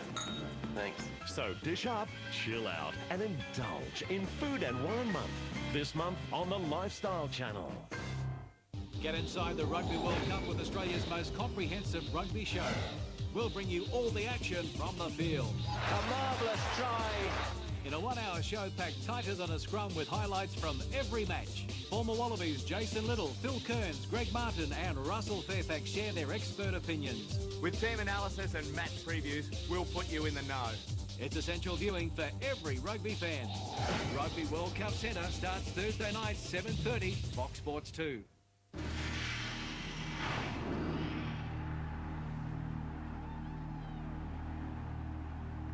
Brought to you by Visa. If you love the NFL, it's everywhere you... You'll be watching Washington and Philadelphia. The Philadelphia Eagles were out to a 10-0 lead. Washington has come back to make it 13-10. All right, Donovan McNabb, come on back. Let's have us a good ball game. Hosting the Redskins. Division rival back. Quick slant. There it is. Look at that. John Ritchie comes inside man coverage. Corner stayed outside. 4-yard touchdown. First touchdown pass on the season for McMahon. Then this pass for Freddie Mitchell. But Jeremiah Trotta is there. He picks it off. Led to a Ramsey quarterback sneak. Got a good ball game, 13-10 at the half. Philadelphia over Washington. Mariucci welcome back in San Francisco. All of the 49ers loving and hugging on him, but not this guy. Terrell Owens, 6-yard touchdown reception from Jeff Garcia makes it 7-0 49ers. And then Garcia, second touchdown pass on the day. This one, a 14-yarder. Nice job by Aaron Walker. And it's 17-10. Detroit hanging in there pretty good. 49ers. Byron Leftwich at the helm for the Jaguars, nursing a 3-point lead over the Chargers. Green Bay all over the Seahawks, 35-13. First loss of the season for the Seahawks. Minnesota over the Atlanta Falcons. Vikings improving to 5-0. Well, I tell you what, Randy Moss and Mo Williams did a nice job there. Cowboys moved to 3-1 with that victory over Arizona. Not a good homecoming for Emmitt Smith. And the Panthers 4-0 for the first time in franchise history. Kansas City Chiefs 5-0 for the first time in franchise history there. Dante Hall with yet another return for a touchdown. The Bears, first victory of the season, that over Howie's Raiders. Not a pleasant Howie right now. And the Dolphins make it 3 straight. This time they beat the Giants. The Giants are 3-12 after a bye week. Bill Belichick, nice job of coaching as they beat the Titans 38-30. And the Bengals played a valiant ball game, but it was Buffalo coming through in the end, 22-16. And Howie Long's Red Sox bounced back from a 4-3 deficit in the bottom of the 8th. A 2-run double by David Ortiz. It is now going to be a Game 5 tomorrow on Fox. And if this score holds up, the Yankees, 6 runs in the 4th inning. If that score holds up, Game 5 between Boston and Oakland will be at 8 o'clock tomorrow night right here on Fox. Protection problems for the Redskins? Yeah, and they need to be able to protect because they can get the ball down the field. Chris Collinsworth was exactly right when he was talking about the defensive backs for Philadelphia are setting on all the underneath routes, and you can beat them if you can get a double move and get it deep down the field, but you have to be able to protect because it takes longer to throw that pass. Doesn't hurt you to say Chris was right, though. Chris was exactly right. Those receivers, they always know when they're setting on those underneath Jim routes. Johnson has done a nice job. They're calling this defense the Butch Cassidy and the Sundance Kid defense. Why? Who are those guys? Oh, you two, boy. You know, these two.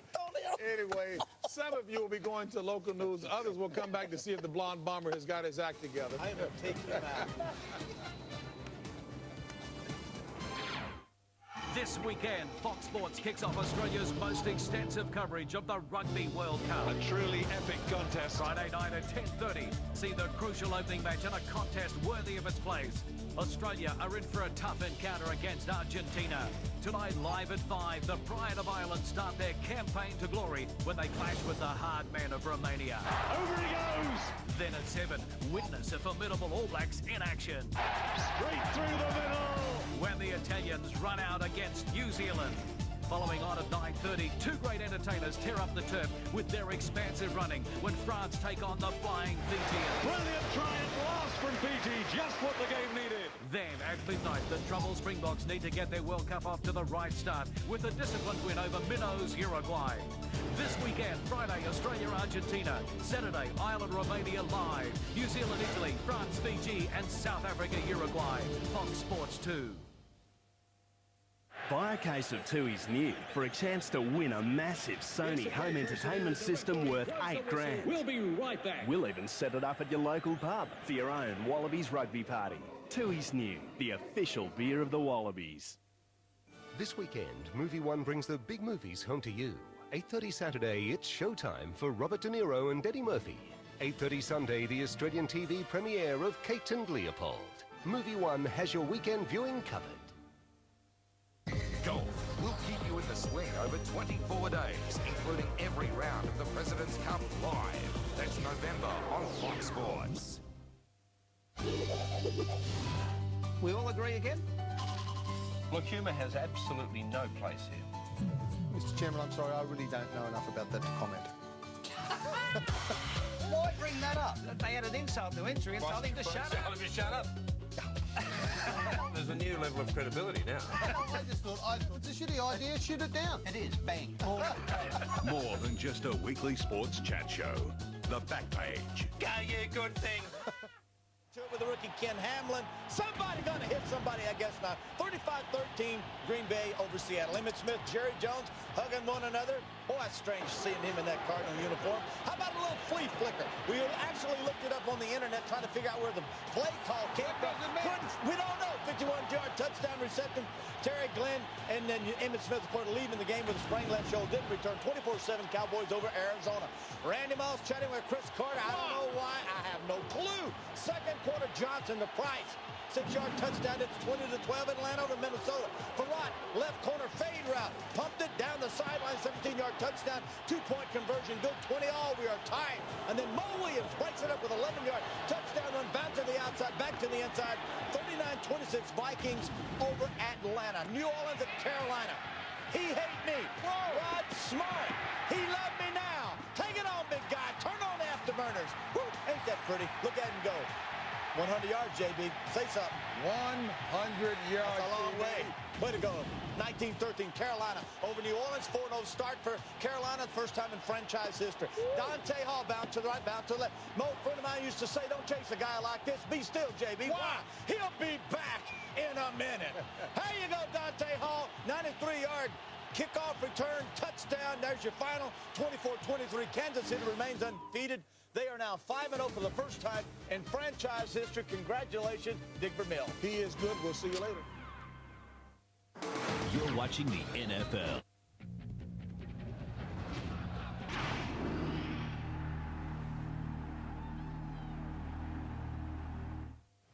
(13-10), Philadelphia on top. A late field goal by the Redskins make it a 3-point game from William Penn to Joe, Troy, and Chris. And any surprises? Anything jump out at you? Any recollections from the first half? Do you remember what went on so far today? Sure. I think the Redskins are lucky to be in this game. They really have done very little offensively. The one play by Trotter gave them a cheap touchdown, but other than that, Philadelphia's defense has just dominated. Well, they have. Philadelphia has completely outplayed this Redskin team, and if it weren't for the turnovers, it would be a much larger deficit than what the Redskins have now. But as it is, it's only 3. That's it. And we have a close game, finally. Finally, we have a close game. We like close games. We do. It's good. Andy Reid stomping the sidelines, hoping that today is the day that the Eagles get a win in their new park. 2 straight NFC East titles for Reid, and 2 times to the NFC Championship game. Only to come a few points shy of going to the Super Bowl at St. Louis and at home against Tampa Bay last year. Second half begins and the Eagles take the kickoff, and it's Westbrook. Little stutter step and a good return. Out to the 37. Let's go down to the sideline and check in with Pam Oliver.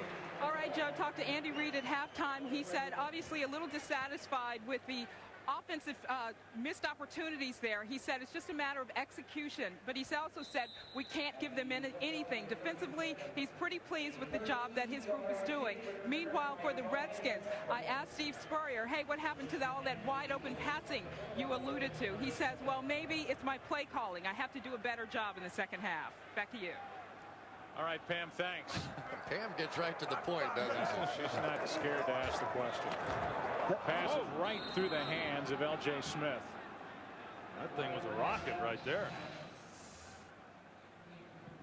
And L.J. Smith, we sat down with Donovan McNabb. He even brought up the name Shockey. He said with what Shockey's done for the Giants, they believe in time L.J. Smith will be able to do for the Eagles. And you saw what they had there. They had him flanked out to the side. They really like him flanked out, running some slants, running some double moves. Second down and 10. Westbrook to the 39. Gain of 3. I think you look back at last week and what Andy Reid did from a play calling standpoint, taking some of that pressure off of Donovan McNabb. And he's doing the same thing here today because that's really not his style. I mean, he would very much like to just drop back and throw it each and every down. But he knows that he's had a quarterback over the early part of this season that has struggled some. And he's done a good job here again today, mixing in enough run that this Washington defense just can't get a beat on what they're doing.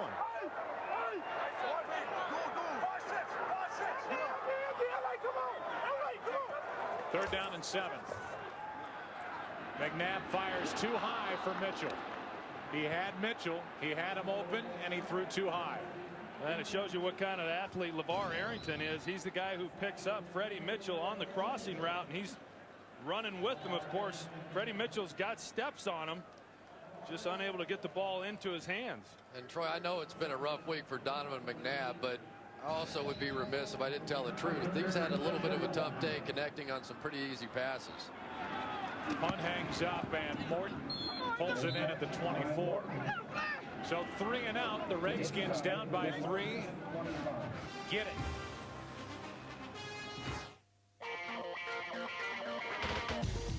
In defense, they get it back to their offense. Opening minutes of the second half. Redskins have it down 3. Starting from their own 24. Ramsey hits Coles right across the field and out of bounds with a first down. Semino on the tackle.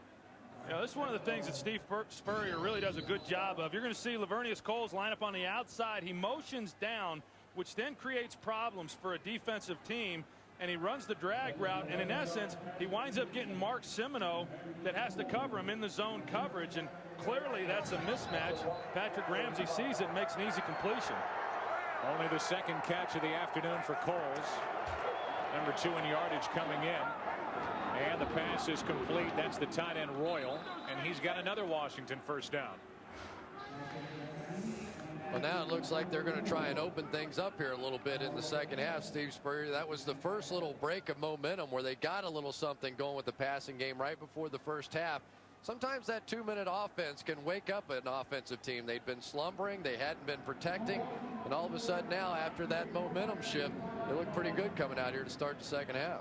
I know as we see Patrick Ramsey and talking with some of these Redskin coaches before the game and how his development was coming along and what he's been able to do this early in the season, winning games for this team, and they said we know he's going to run into the wall at some point. He's going to hit the wall, he's going to struggle just like all young quarterbacks do, and we're trying to do enough with running the ball and then being very careful in what we're asking him to do in the passing game to try to delay him running into the wall as much as possible. The wall was hitting him in the first half. Yeah. Wearing green. 13:02 left, third quarter. Trunk candidate. The former Ram gets it to the 47, a gain of 2. I'll tell you though, if they can't run the football against that defensive setup, they're doubling both wideouts. They have safety help on both sides of the field. So only 7 guys up there in the box for the Philadelphia Eagles, and you have to be able to run the football there in order to draw them out and try and get some man coverage on the outside. Yeah, well, the Eagles have been tough. I mean, they've stopped the run this year mostly with 7-man fronts. Teams averaging only 2.4 yards an attempt against them, and you're right, if they're able to continue with that, they create real problems for passing games. Big blitz coming as Ramsey changed it at the line and throws it way over the head of Gardner.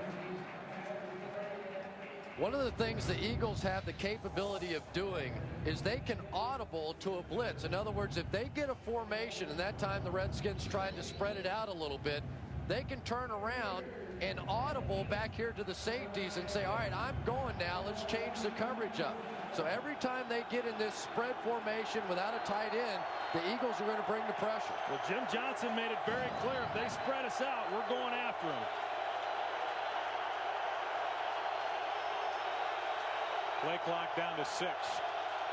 Here they come again.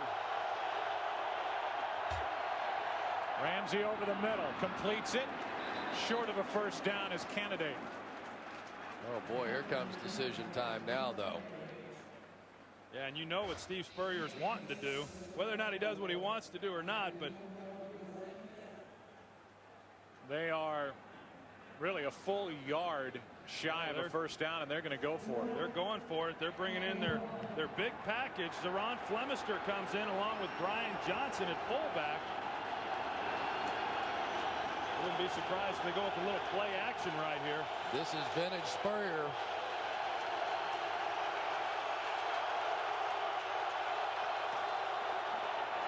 They hand it off, and it's Cartwright who brings up a first down. It certainly looked like he got enough for the first down. If he did, that's the second big run that Cartwright has converted. He's really become their short yardage back here today with Big 3rd down and now a big 4th down conversion. And they got it. Short yardage back, no pun intended. Cartwright stands 5'7", and sometimes you give the ball to a little back like that. It's hard for those defenders when he's in behind that line to see him. Play action on 1st down. Ramsey steps up and fires for Coles. Juggled, incomplete, and a good play by Lewis. You think back to last year, the first 3 picks for the Eagles were defensive backs. Lito Shepard, then Michael Lewis, who just made that play, and Sheldon Brown.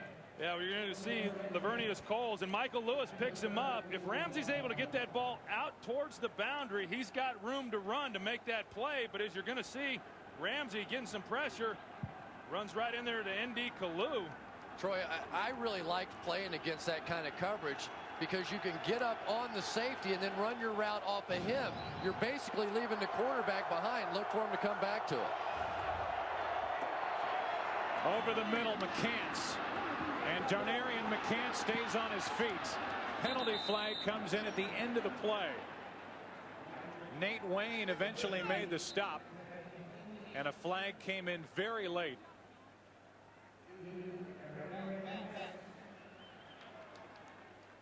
It's against Washington. The penalty, it looks like, came after the Redskins achieved the line to gain, and we'll see how far they mark this and what down it'll be. After the pass was completed, illegal block in the back, offense number 87. 10 penalty enforced from the spot of the foul. We repeat 2nd down. So from the spot of the foul, the ball will be brought back to the 37, and it'll be 2nd down and 2.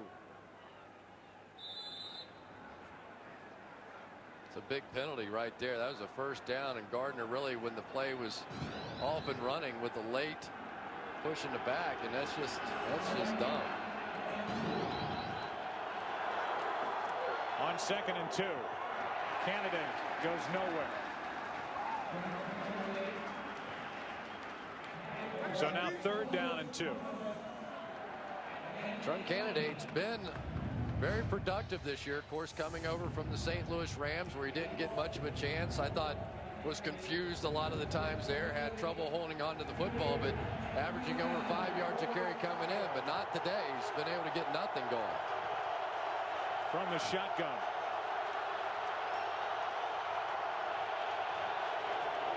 A handoff to Candidate, and Trung picks up a 1st down. A good call right there by Steve Spurrier. The Eagles decide they're going to bring 4. They played coverage, and nice job of handing it off to Trung Canada, just being 1 step ahead of that defense. Good job here by Jansen coming around and lead blocking up in here. Just got a huge block against Semino and created that 1st down. Boy, they haven't been getting these 1st downs by much, but when you get blocks like that, not too hard to convert. They haven't been winning by much. They have a 3-1 record, this Washington team. All 4 games decided by 3 points or less. Down by 3 here. This pass is out of the reach of Royal, the tight end. He was doing a pirouette around the 15-yard line, and it was nowhere near him. Well, just a miscommunication in what Patrick Ramsey thought he was going to run. And offensive line there, the Eagles again, they decide to only bring 4 guys, and when they have, this Redskins offensive line's done a nice job of giving Patrick Ramsey time to throw the football. He was getting bumped way down the field. That's awfully close to beyond that 5-yard range. I thought he might get the call. 2nd down and 10.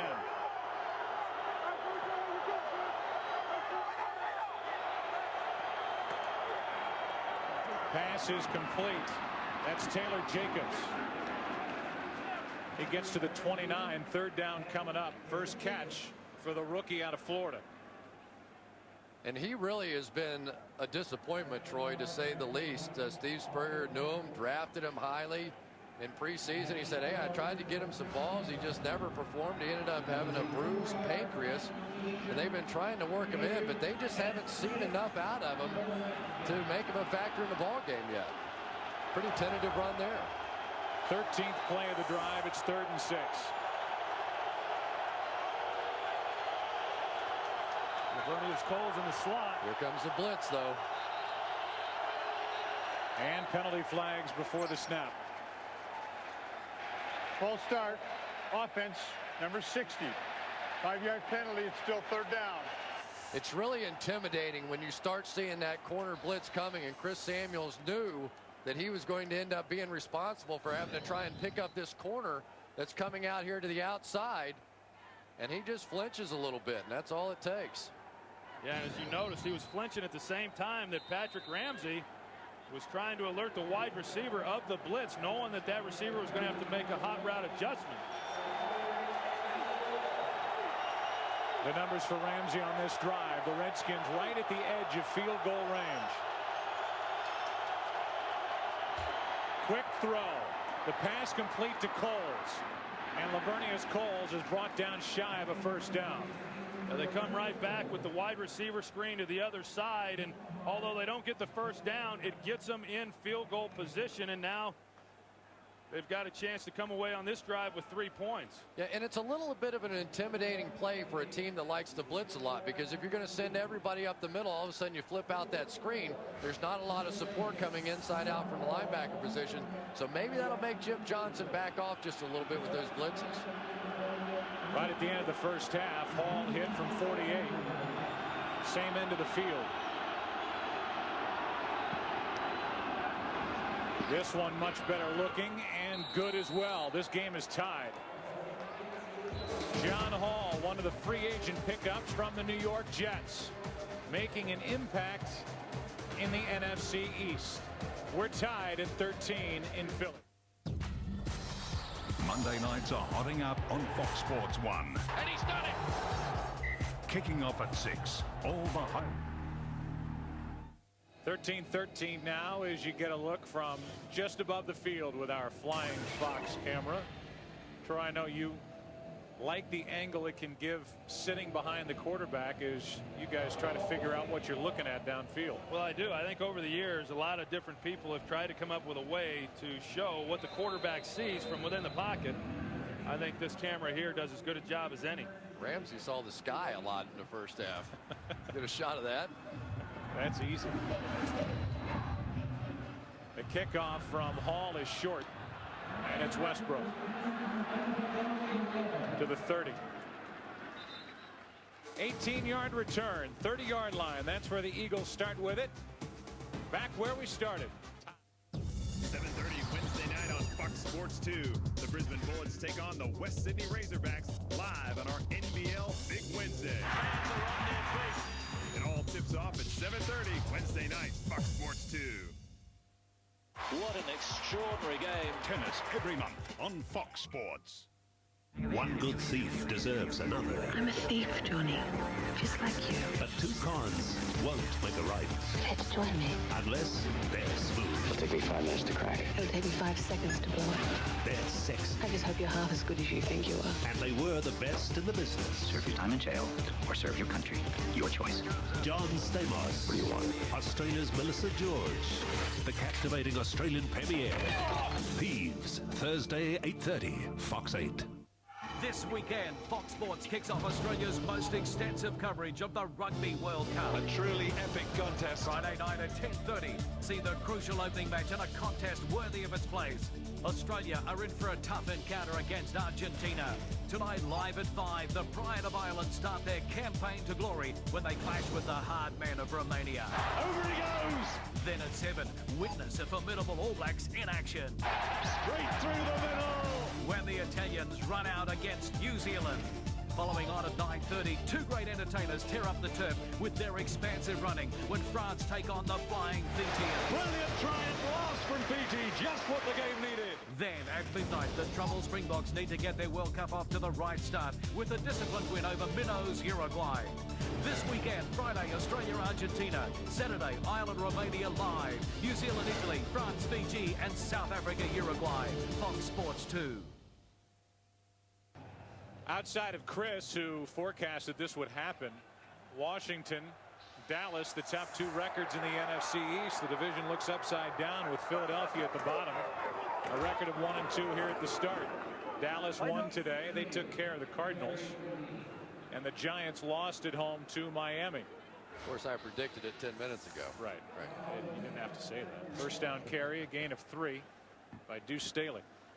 You know, it's been a full moon kind of a week this week, and you know, I just so many things with Donovan McNabb and all that. But Troy, in so many ways, I really think that sports is ahead of the rest of society when it comes to some of the racial issues. And guys, when you live together, you better learn how to get along.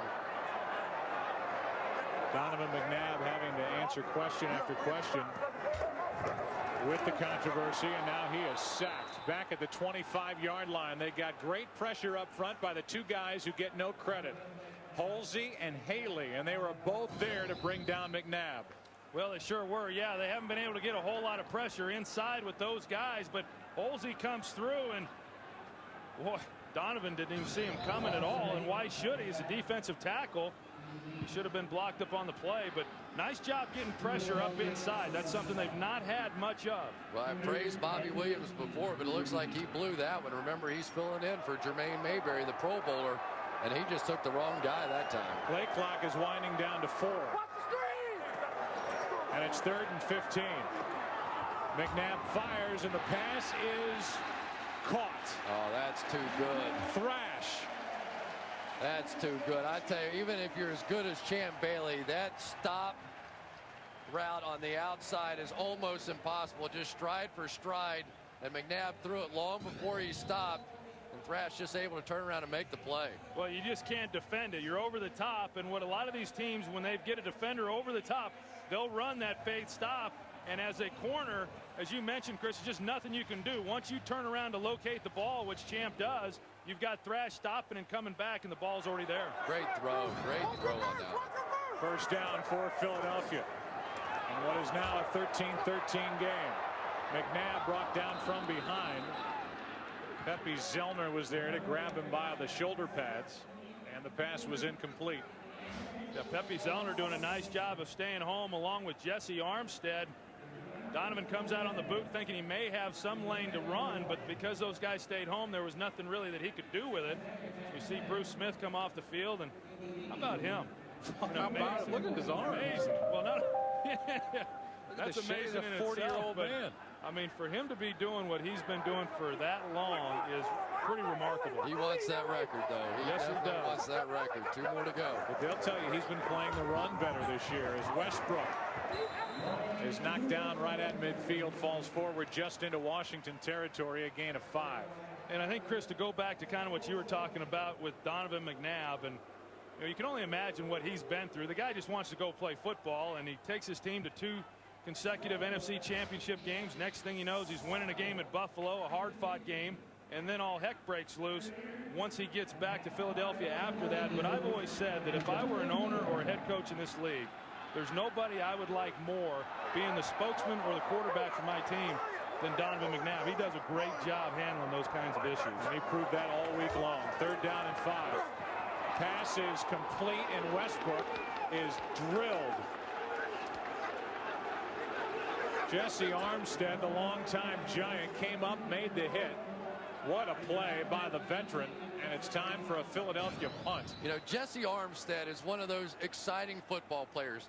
He takes chances on the field. I can remember a game earlier this year. He got a safety against the Atlanta Falcons. Warwick Dunn was swinging out in the flat, but he thought he could get there, so he just rips up in there, and it could have been a 98-yard touchdown pass, but he has so much speed, so much quickness, and when he turns it on, boy, is it the receiver explosive. hit the ground, the ball rolled out and hit the ground, therefore the pass was incomplete. It's 4th down. So they're calling 4th down, and now they'll have to move the football back to midfield. The punt unit will stay on the field for Philadelphia, as it's 4th down and 5 instead of 4th down and more than 10. Has the momentum shifted in this game or what? I mean, Without it a doubt. really is now moved all the way over to the Washington Redskins side, and defensively they've really picked it up. Movement but no flags, and Morton hauls it in. Gets to the 16 and takes a seat. Hood brought him down, a 5-yard return. After tying it, the Redskins get it back. 13-13. Get inside the Rugby World Cup with Australia's most comprehensive rugby show. We'll bring you all the action from the field. A marvellous try in a one-hour show packed tighter than a scrum with highlights from every match. Former Wallabies Jason Little, Phil Kearns, Greg Martin and Russell Fairfax share their expert opinions. With team analysis and match previews, we'll put you in the know. It's essential viewing for every rugby fan.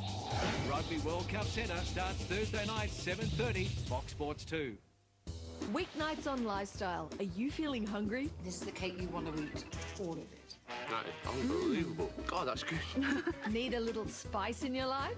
It's full of colour, it's full of flavour, and above all, I think it's exciting. Oh, wow.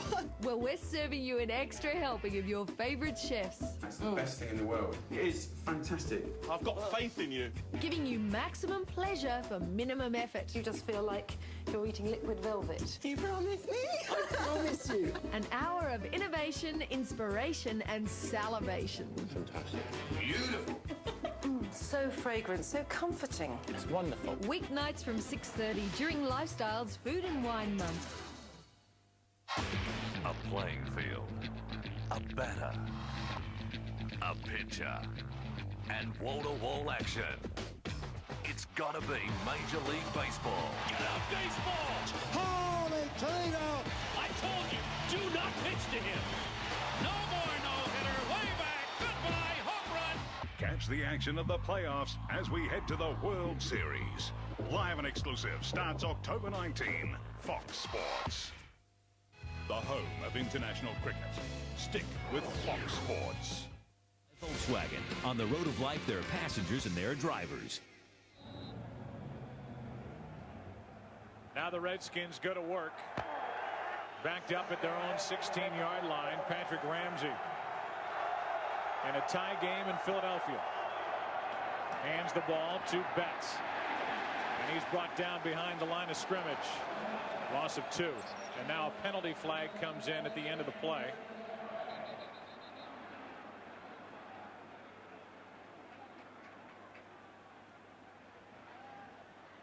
Darwin Walker's a stud, though, isn't he? Moved outside, played some defensive end for this team when they had all the injuries. It looks like he grabbed a face mask. That looks like the 15-yard line. I think so, too. Yeah, they're going to get him for that, but you're right, Chris. He's been pretty versatile in what they've asked him to do. Personal foul, face mask, defense. It's a 15-yard penalty enforced from the dead ball spot, which is also the spot of the foul. 15 yards, first down. What a huge penalty that is against the Eagles to get a little breathing room for the Redskins. Good point, Joe. Darwin Walker now back inside because Brandon Whiting's been able to return to the lineup, so this is a formidable front. Under 4.5 to play in the third quarter.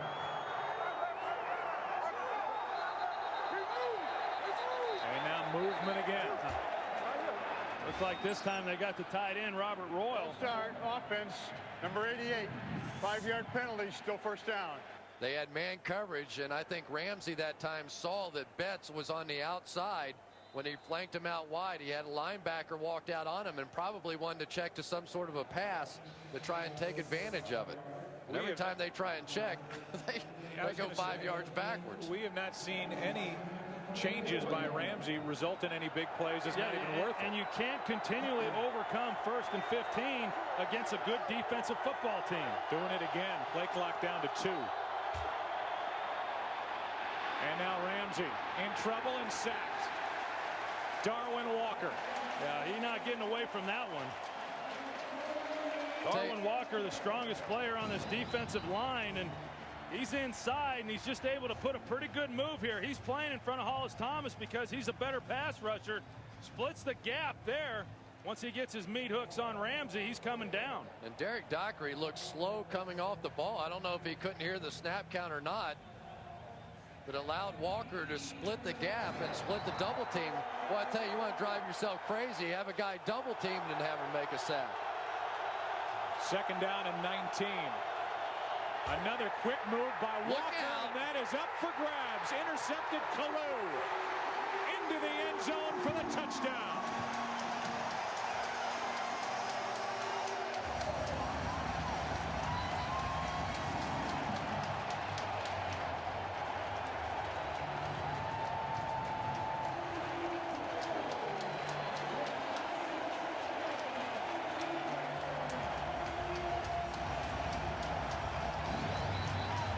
to take a look at it. Darwin Walker is going to shoot the gap again.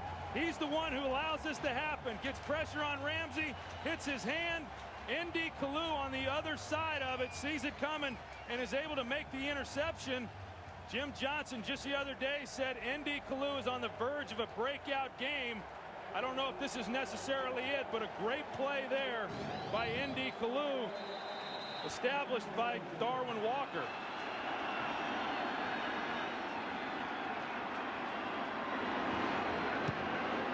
Akers drills it to make it a 7-point game.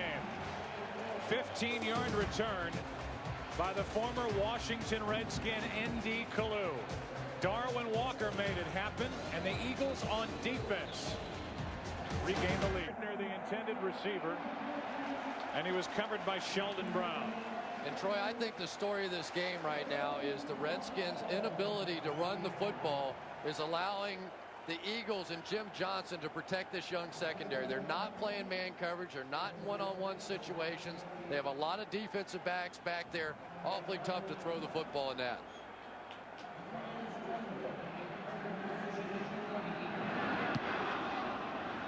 Pretty good punt by Barker. Westbrook from inside the 25. Out to the 38. 16-yard return. What's coming up tonight? Well, I'll be sitting in front of my TV watching Game 5 of this division series, the Cubs and the Braves. Sammy Sosa and those Cubs. Kerry Wood and the way he pitched the first game of that series against Mike Hampton, who really pitched well down the stretch for Atlanta. Turned in a good start in Game 2. That's the matchup tonight at 7:30 Eastern, 4:30 Pacific on Fox. And Joe, obviously you cover baseball a heck of a lot more than what I do, but I wonder if Dusty Baker has gotten the recognition that he deserves for what he's done with that Chicago team. Yeah, and he was a guy who went in a Game 5 last year with the Giants and won in the division series in Atlanta. And he's back there with the Cubs, same situation. McNabb has plenty of room to run, and he slides short of a first down. Gain of 8. Well, and that's what we've grown to see and get accustomed to from Donovan McNabb. He drops back. Defense does a good job covering his receivers, but he's got a big lane and he takes it. This is when he's at his dangerous. We talk about him sitting in the pocket and trying to throw the football, but you can't take this away from Donovan McNabb. You can't make him something that he's not. And he's dangerous when he gets on the move. 2nd down and 2. This is Staley. And that's a first down at midfield. And you just wonder now if the Redskins and George Edwards may have to start taking a few chances here. They've been able to play pretty conservatively on the defensive side. A lot of zone defense. Their goal this year, not give up the big plays. But now you're starting to get down to that point in the ball game where if the Eagles can march it down here and come up with a field goal the way the Redskins offense is playing right now, I just don't imagine that they're going to be able to make some sort of a comeback. So you need a big defensive play right here. How refreshing is it in today's NFL to see a quarterback and wide receiver sitting next to each other on the bench? Especially a big money wide receiver who has not had much of an impact in the game. Cole's only 3 catches, yet there they sit, not arguing or throwing anything at each other. Well, he should be very happy, Lavernius Coles, that is, for the job that Patrick Ramsey has done through this season. He's done a great job, obviously, of getting him the football. And we take a look at what Philadelphia is doing offensively, and it appears that they are going to try to grind this thing out as best they can and take some time off this clock. They've run the ball here the last couple of times, and it appears that's what they're going to continue with. This could be the final play of the 3rd quarter. Pass is complete. Seldom used Billy McMullen. And he falls forward to the 44, a gain of 3. That's a big tackle by Olete there. He really looked like he was in a tough position and made an open field tackle to give him a chance here on 3rd down. And with that, it's the end of the 3rd quarter. Donovan McNabb just completed his 1,000th career pass in the NFL. It'll be 3rd down for the Eagles when we come back. They lead by 7. The NFL on Fox will continue after a word from your local Fox station. This weekend, Fox Sports kicks off Australia's most extensive coverage of the Rugby World Cup. A truly epic contest. Friday night at 10:30. See the crucial opening match in a contest worthy of its place. Australia are in for a tough encounter against Argentina. Tonight, live at 5, the Pride of Ireland start their campaign to glory when they clash with the hard men of Romania. Over he goes! Then at 7, witness a formidable All Blacks in action. Straight through the middle! When the Italians run out against New Zealand. Following on at 9:30, two great entertainers tear up the turf with their expansive running when France take on the flying Fijians. Brilliant try and blast from Fiji, just what the game needed. Then at midnight, the troubled Springboks need to get their World Cup off to the right start with a disciplined win over minnows Uruguay. This weekend, Friday, Australia, Argentina. Saturday, Ireland, Romania live. New Zealand, Italy, France, Fiji, and South Africa, Uruguay. Fox Sports 2. The new Nissan Pulsar. The design department spent thousands of man-hours refining the body. Our engineers gave their all to improve the 1.8-litre engine. The interior designers didn't rest. And the pricing department? Well, they haven't done a bloody thing. The new Nissan Pulsar, still from only $19,990.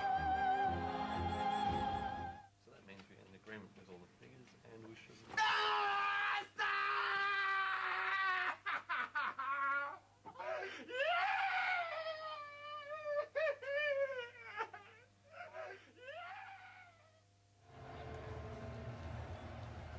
20-13, the Eagles with the lead and the ball and a third down. Huge moment in the ball game right now. Well, it is, and the Redskins have not been good on third down at all, converting 40% for the Eagles on third down. It's third down and 4. Guys moving all over the place. And McNabb flushed. Has nowhere to throw it, and there's a big stop by the Redskins defense. Jesse Armstead and Bernard Holsey. Well, you see Donovan McNabb, he comes back, he's ready to throw. It looks like he's trying to get the ball to Thrash and got a little bit of pressure and had to start moving to the outside at that time. And of course, there's Pinkston on the backside. He's running the drag route, and there's Jesse Armstead that's that got what I underneath saw. That one. I saw Fred Smoot grab a jersey. I thought I saw that when I was watching it the first time around. Big hold by the Redskins. Johnson with a punt. Chad Morton will let it go over his head and into the end zone. So now the Washington Redskins will get it. They are trailing by 7, and we're still standing here. Yeah. And that was a big stand there. You mentioned it just before the play by the Washington defense.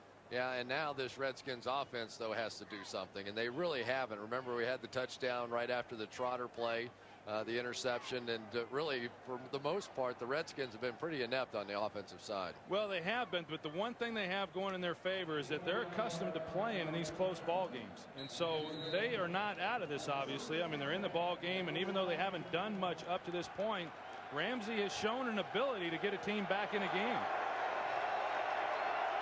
From their own 20. Here's Ramsey again, changing it up at the line. Down the sideline, Gardner was wide open, but he's overthrown. Well, they turned him loose, Joe.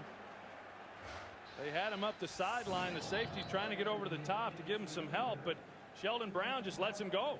You know, but Troy, the single coverage was on the other side of the field. I think Ramsey just misread that. You had safety help on that side, but down at the bottom, Lito Shepherd was one-on-one against Lavernius Coles. But I think with that go route that he had, when Sheldon Brown leveled off, I think he might have been able to stick one in there at about 15 yards prior to the safety getting there.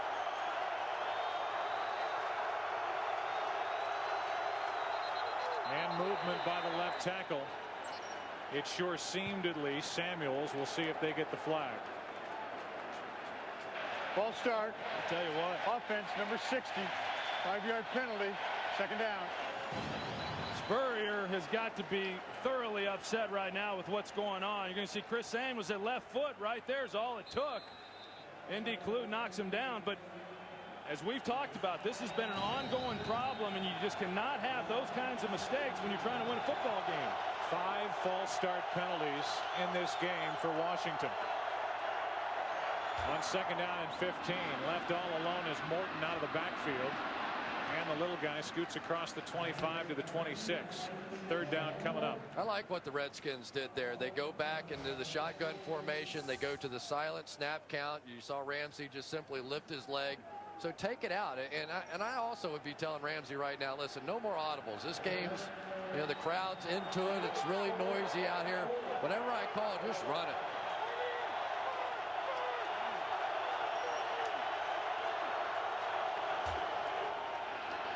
On 3rd down and 4. Off the shoulder pad of Morton and incomplete. Oh, boy. That ball was a little bit behind him, but I think Chad should have been able to bring that one in. And if he does, he gets the 1st down easily. And because it was man-to-man, he's got a lot of room out there to run. And Chad Morton's been a big part of this team over the first few games in 3rd down. But boy, what a critical drop there. Boy, and that was Nate Wayne, who already had to go out of the game with a bad hip. He tried to get it to him quickly. If he had a chance to just let him run, he would have been out the gate. Westbrook waiting for the Barker punt and a fair catch. They'll mark him down just outside the 35. Chris Samuel saying it's hard to hear. It must be. 5 false start penalties have hurt Washington.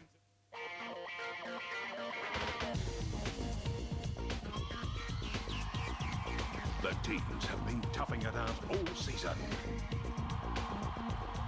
Every game, a contest of skill. Only the best will go through.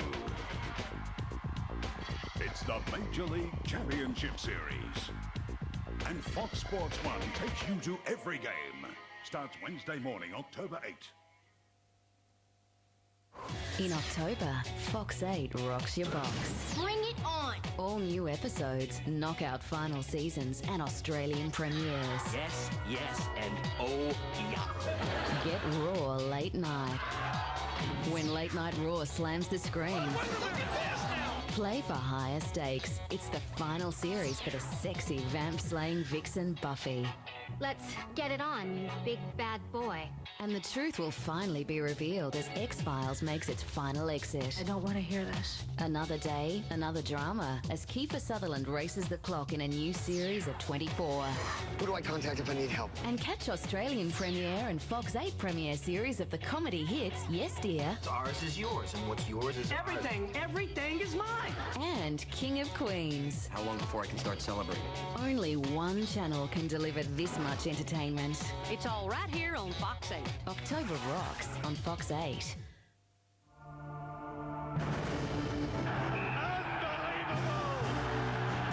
Unbelievable! Absolutely incredible! The 2003 Rugby World Cup. Every minute of every game. We are just as passionate. Your home of rugby, Fox Sports.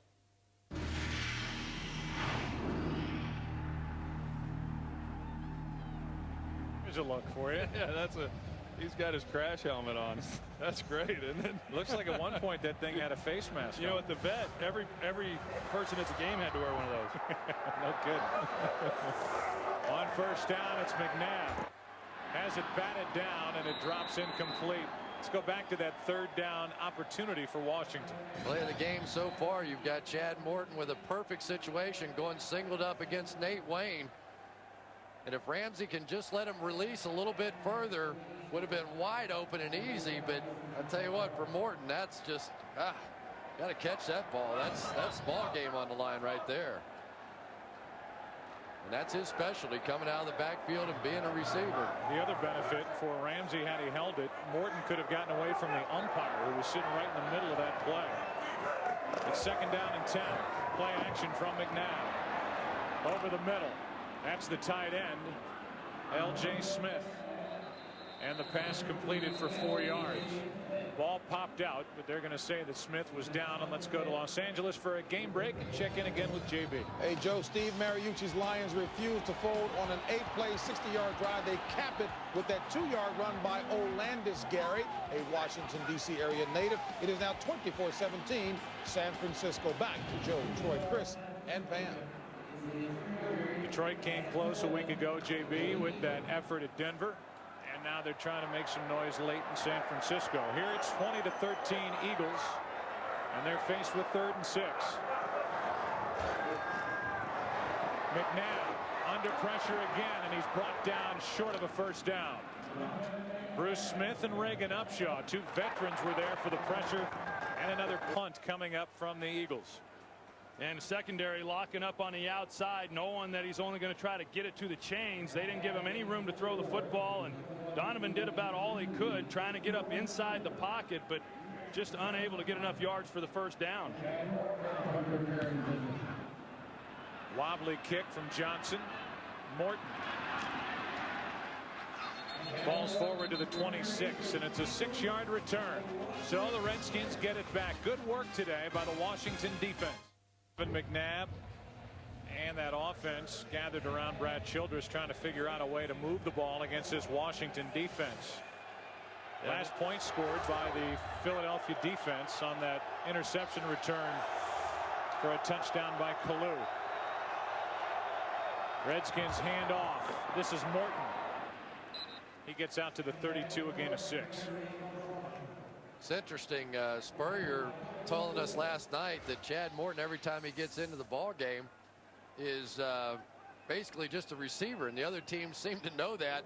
At some point or another, we're going to have to hand him the football, and just so they believe he can run the ball back there as well. Well, in that last defensive play, they had 7 defensive backs in the game. They have now substituted. Now they're a conventional front. 2nd down and 4. Cartwright. Penalty flag on the play as Cartwright spins forward, brought down right at the marker. They're going to call a trip against Washington. Looks like Corey Simon was being held on that play.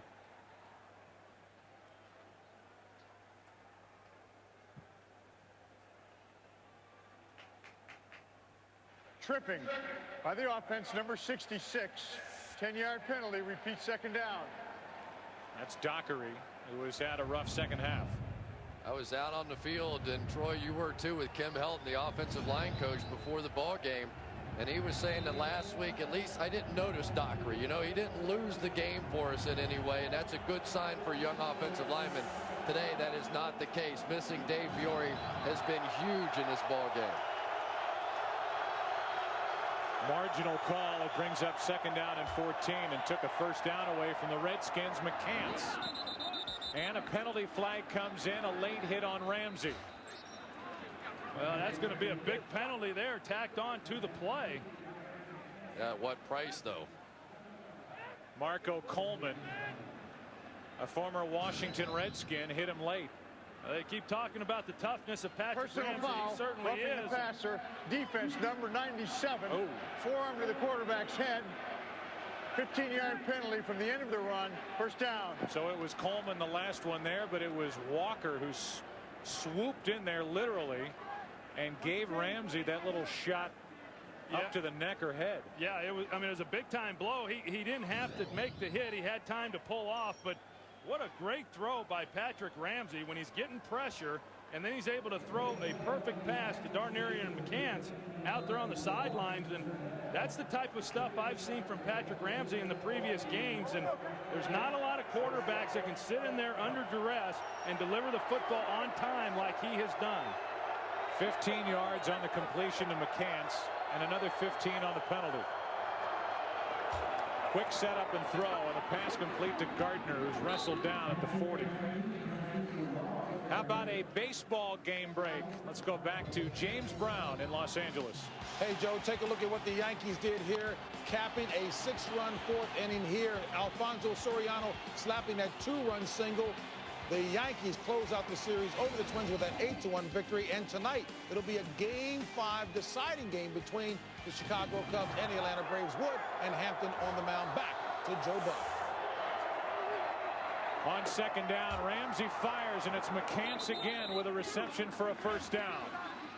Well, they come right back to the same route, same throw that they had earlier when they had roughing the passer, and they're just running a corner route against some of this coverage. And Patrick Ramsey is laying it out there on the sideline. As you can see, it allows them to run away from the defender. Patrick Ramsey throwing this ball very well. They're starting to take advantage now of some of these young defensive backs that are out there for the Eagles. Brutally that time, being victimized.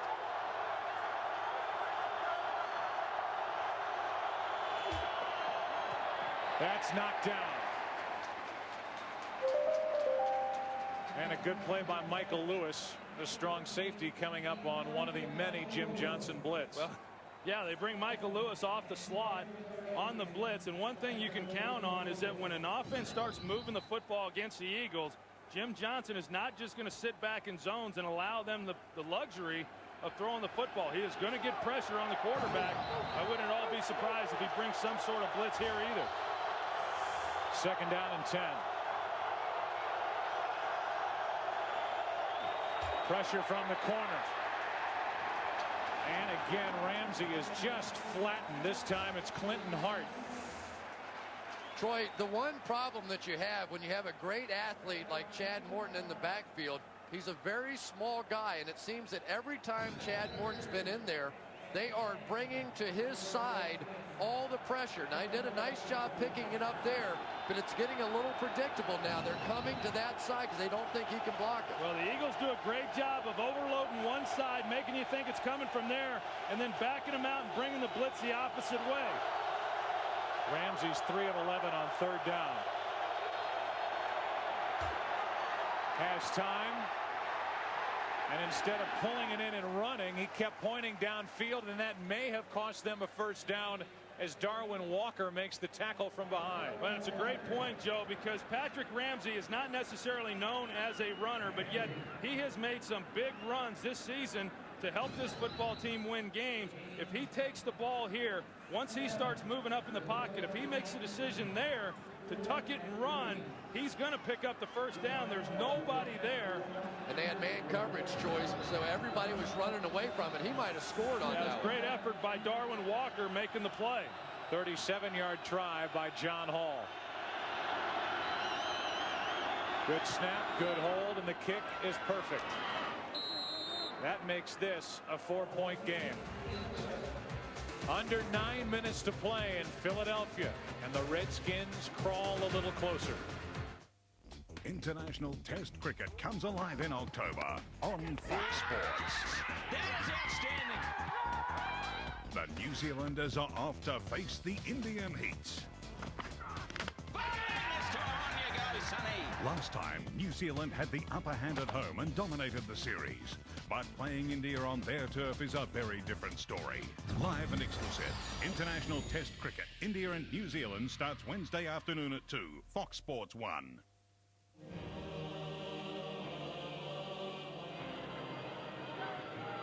Jones digs it out. Liner, chip ahead. Horn's going to chase that, so's Campese. Campese gets it in his hands. Campese. David Campese dodging both ways and finding Tim Horan scores for Australia. A marvellous try, and it all came from that man, David Campese, yet again. Let's have a look at it again. Yes, Liner changing his mind, putting it behind the defence. Maybe a little unfortunate. It's got up to Campese's hands like that, and then it's going to be very hard indeed to stop him from there. Oh, what a beautiful pass to Tim Horan, and a super try for Australia. Thursday night on Fox Sports 1, Running Rugby, the John O'Neill way. I wasn't prepared for what I walked into. From a difficult start in '95. I was devastated. It wasn't just the loss, it was the way we lost. To the present day. Without a doubt in the world, Australia can win the cup. John O'Neill takes us on his journey from the inception of professional rugby to the 2003 Rugby World Cup. New Zealand didn't understand the rules of engagement. Running Rugby, 8:30 Thursday night on Fox Sports 1. I would not apologise. All the action of Major League Baseball on Fox Sports.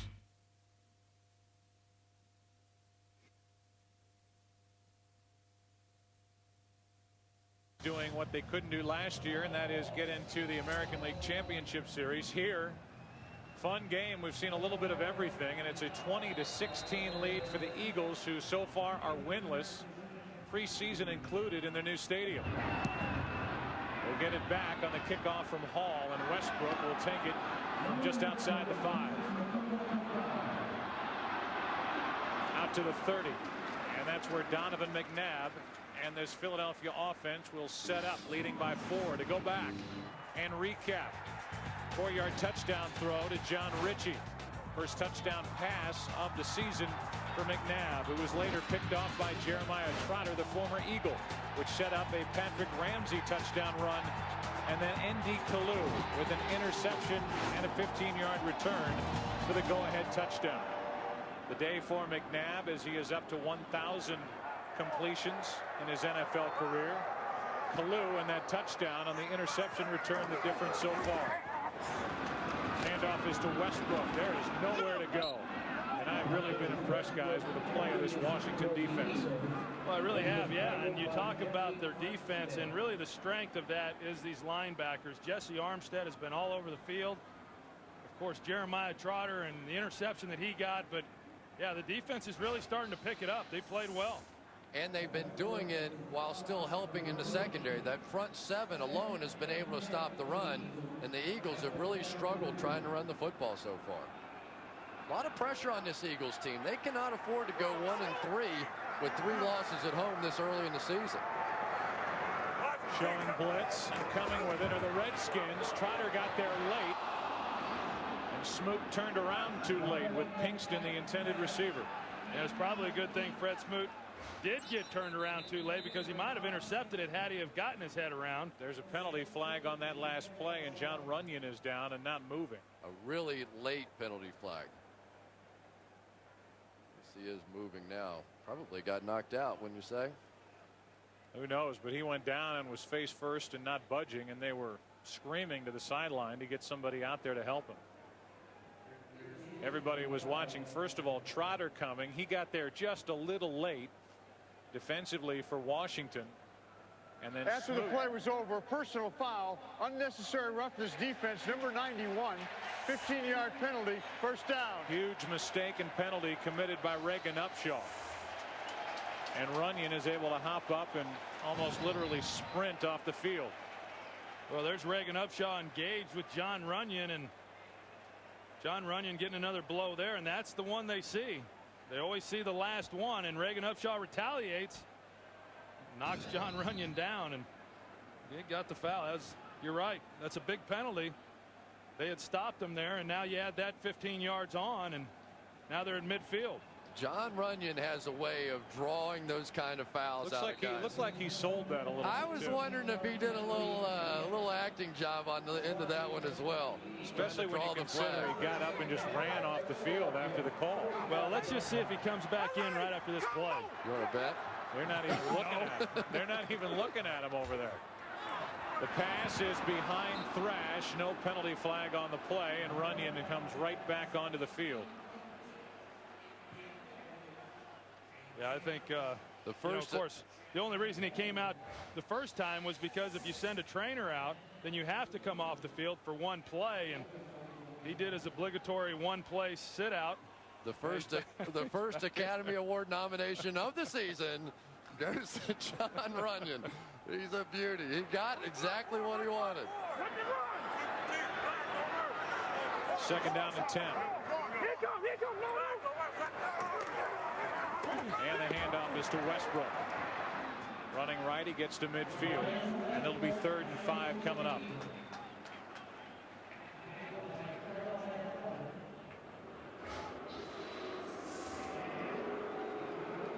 Well, that's what they did a week ago. They just stayed with this running game, even though it wasn't very effective. They were only averaging about 2.5 yards a carry. And all of a sudden, at the end of the ball game, Westbrook broke one out to clinch it. And I'm not so sure that Donovan has really gotten comfortable yet in this game. But last week he talked about how he was seeing things much better, but so far today he's not thrown the ball particularly well.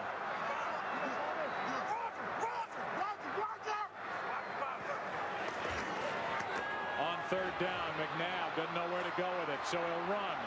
A race, and he falls forward for a first down. What an effort. Jeremiah Trotter tripped him up, but McNabb knew exactly where to go, and he got enough for a first down. Looked like Ronaldo Nehemiah on that one. He had to get to the sticks. He can see him. He's running right towards him. And watch this high hurdle. Skeets would have been proud. You know, the interesting part there is, was he touched?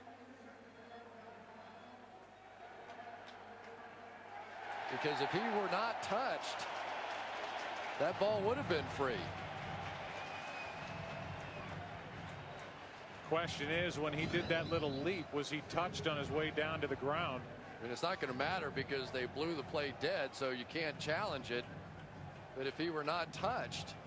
Well, one thing about it is Rashad Bauman, he's got to come up and try to at least hit McNabb up in the pads. I mean, how many times do you see a DB go at someone's feet in a play like that, a critical third down play, and you're unwilling to come in and hit the guy, and you lay in there with your shoulder?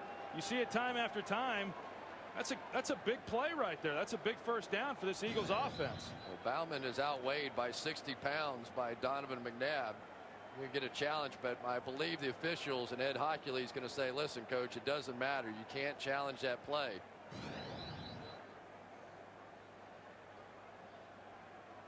I just think Washington is challenging a ruling on that the runner got beyond the first down line for first down.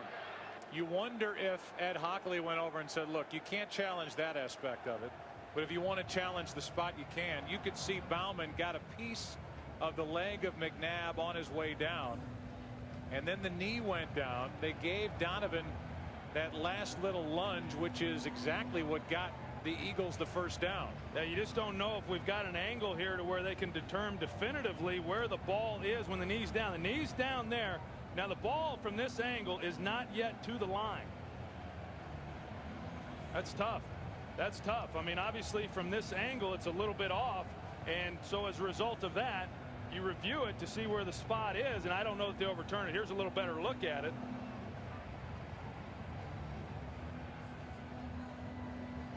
I don't think there's anything there to suggest that they can overturn the call. I agree. I just think Bauman should have hit him in the pads. Well, you got to give old Donovan a little credit there, bro. That was Kathy Rigby would have been proud of that move, man. I'll tell you what, that was, talking about athletic quarterbacks. Donovan McNabb's one of the guys at the top of that list. Phenomenal play by him, not Bauman. Yeah, it really was a good play by McNabb. He actually was looking to come the other way to Brian Westbrook on a swing route and covered it up pretty good. So that's when he took off scrambling to his left, and a great athletic job by Donovan McNabb to pick that one up. You know what was really remarkable, though, was that he was able to get both feet down to lunge forward. I mean, he was literally being spun around on that move and somehow managed to get that left foot back down just to push off and go back forward and dive for the first down. Ed Hockley is still looking at the play, and I think we are all in agreement that there's just not enough there to determine exactly where the ball should be placed if they're not going to give the Eagles the first down. You know, the other thing is they've already moved the chain, so it's not like they're going to be able to mark this thing and then bring it back. So this yellow line that's not really supposed to be in play may well come in play as far as Hockley is concerned, because it appeared to be pretty obvious that the ball was over the yellow line that we have on the television screen. The ruling on the field stands as called. The result of the play was a first down. There's just not enough there, because on top of it, the flag was right there on the yard line, which is the 45-yard line. So then you'd have to get into literally inches as to where you would place it, even if you said his knee was down and he didn't cross the line. Well, it was a good job by the officials, and it was worth the challenge if you're Steve Spurrier. I mean, it's worth taking a shot. That's a critical play in this game. Obviously keeps the drive alive, and what the Redskins have to do here defensively is they've got to hold them to nothing more than a field goal. And if they get just 20 more yards, they're going to be in position for an attempt. I'll tell you, though, that timeout is going to come back to haunt them here. But you have to at least hold the Eagles to a field goal to keep it within a touchdown. Of course, with the leg of Akers, I'm not even sure you have to get that much more yards. Yeah, they're almost in field goal range right now, and that's not an exaggeration. No. But if you decide to kick one this far and miss, the field position really changes. It's a first down for the Eagles, and it's Staley. New Staley to the 41, a gain of 3. really important now for this Redskins defense again to make some sort of a stand here. You're out there, and probably my guess is you're going to force Andy Reid to punt the football unless they can pick up another 4 or 5 yards and get really close to the first down marker at least. So these 4 or 5 yards critical at this point. Yeah, they get 4 yards there on the ground on first down, and if they're able to run the ball here and get first down, not only do they keep the ball, but then they're taking a lot more time off the clock. Second down and 7. They throw, and wide open is Ritchie. The fullback has a first down for Philadelphia. Boy, just an unbelievable lack of pressure that time by the Redskins. I don't know if this defensive line's getting tired or the offensive line is just doing a great job, but there is just nothing there. McNabb had to go through all 5 receivers before he finally found Ritchie, and just kind of a dog effort on the part of the Redskins up front. 5.5 to play.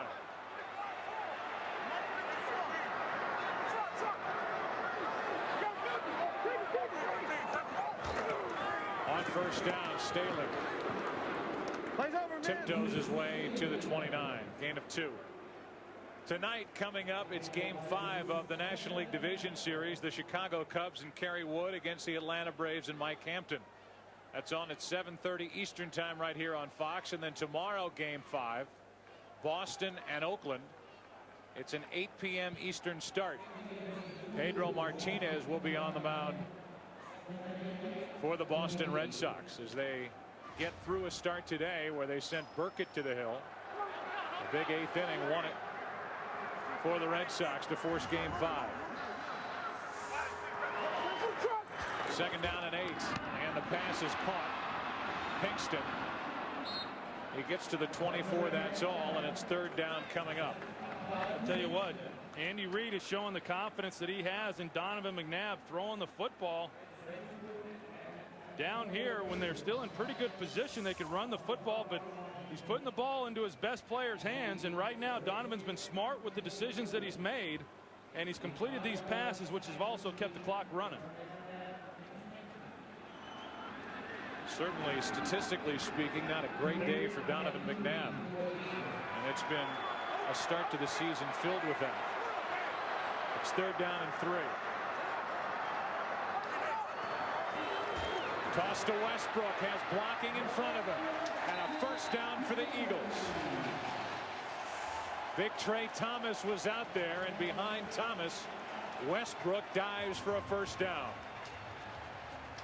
Chad Lewis's motion just got the Redskins outflanked, going to come across right here, and now they get everybody hooked on the outside. Pull the offensive line, get them out front with Trey Thomas.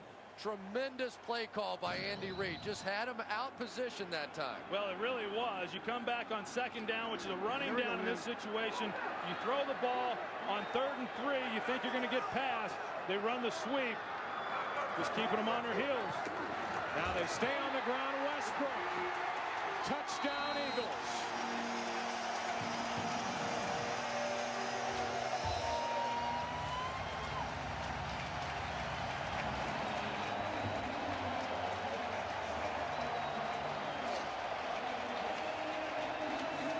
Troy, exactly the way they clinched it a week ago.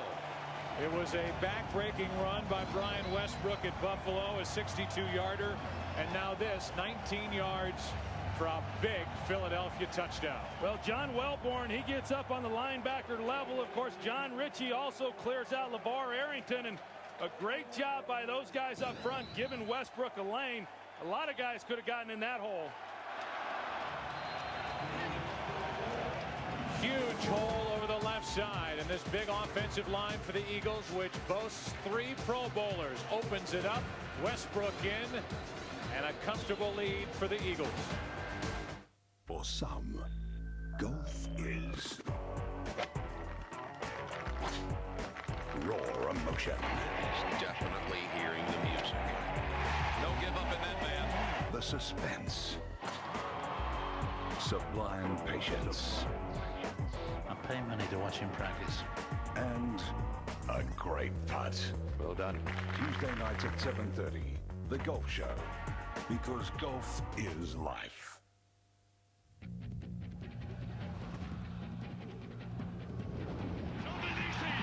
going to go in. They take the lead. Australia the winners, 35-12.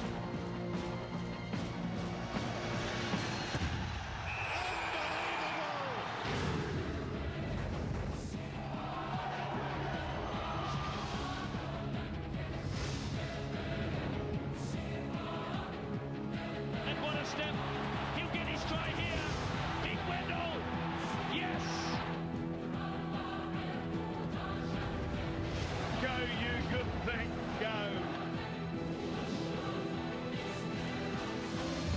Sensational! Yes!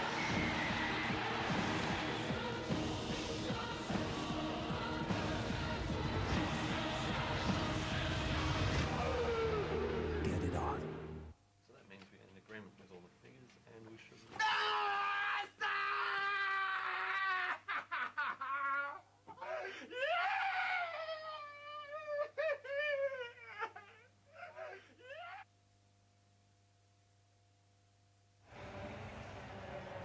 Talk about Westbrook giving this Eagles team a burst.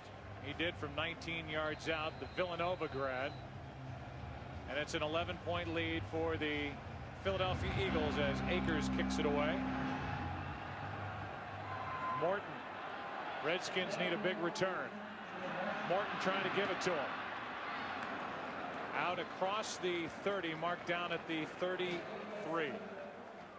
Tyree O'Harrison is there to make the stop after a 31-yard return. And early game headliners, Week 5, Stephen Davis for the still undefeated Carolina Panthers. And how about the start for the Kansas City Chiefs? And you can say the same for Chicago, getting their first victory as the Oakland Raiders' struggles continue. And I think Carolina is a team that's going to be there all season long. They started hot last season and faded, but that defense is just tremendous. On first down, Ramsey dumps it off. Lavernius Coles trying to get to the sideline, and he does. You know, we've been talking about the job that this defensive secondary's been doing for Philadelphia both last week and then again today. And I know there's a lot of NFC coaches around the league that are looking at these young players and wondering just how good are they going to be, and are they going to be the type of players that the Eagles drafted them to be? Because if they are, then this defense is going to be set for a lot of years to come. I mean, Bobby Taylor and Troy Vincent, the job that they've done, it's all based on the play of these corners. More movement. Look like they got Dockery. Offense number 66. 5-yard penalty, still second down. 6 false start penalties, a problem they had with 3 of them at home last week. And for Derek Dockery, an extremely tough day today. It was Dave Fiore could have played in this game. There's no question he could have. The decision was made to try and hold him out, try and get him right for next week, and it was a costly one today. Second down and 7.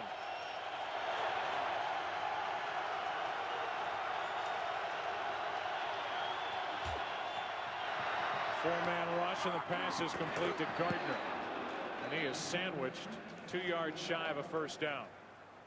But for my money, and yes, this secondary's played very well, but the ability of this front 7 to hold up against the run and to get pressure on the passer without having to bring help out of the secondary really has been the story.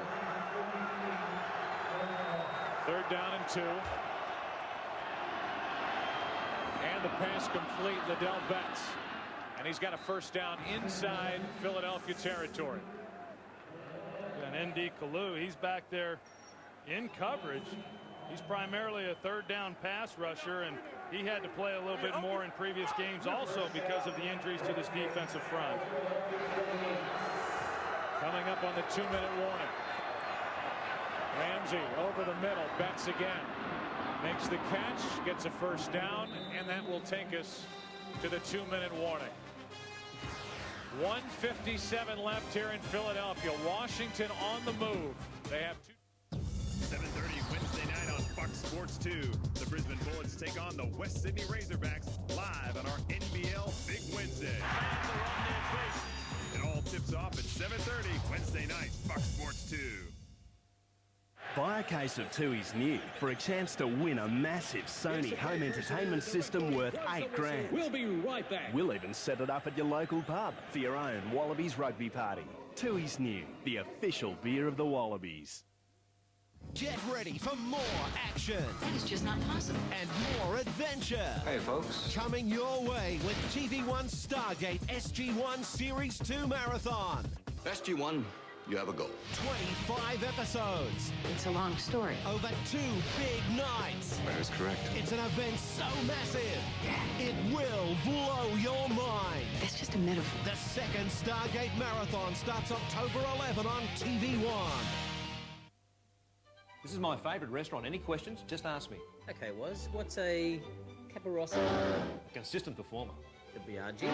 Ooh, feisty, loads of chilies. And the Rossi? Always a winner. Is there a local favourite? 2 Bailistics, thanks. Join Wayne Gardner and Warren Smith as we serve up a feast at the Aussie Grand Prix. Satisfy your hunger with final qualifying and race day live. Sensational. Fox Sports. Tastes better. Rugby Union. The Rugby World Cup is in full flight as we head to the final stages. Every minute of every game. That's November on Fox Sports.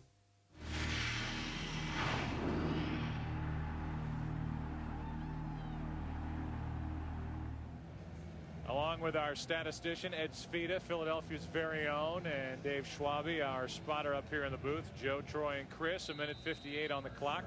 An 11-point lead for the Philadelphia Eagles and the Redskins with a first down at Philadelphia's 36. Oh, boy. Just call it, Patrick. Just call it and run it. Well start offense, number 66.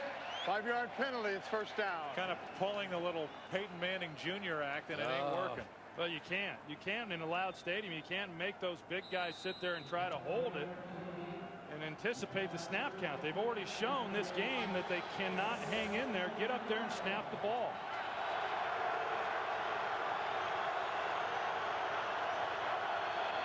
First and 15.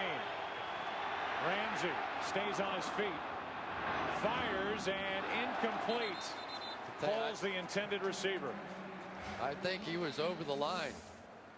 Nobody's making that call, but it looked like he was a good yard beyond where the line of scrimmage was when he made that throw.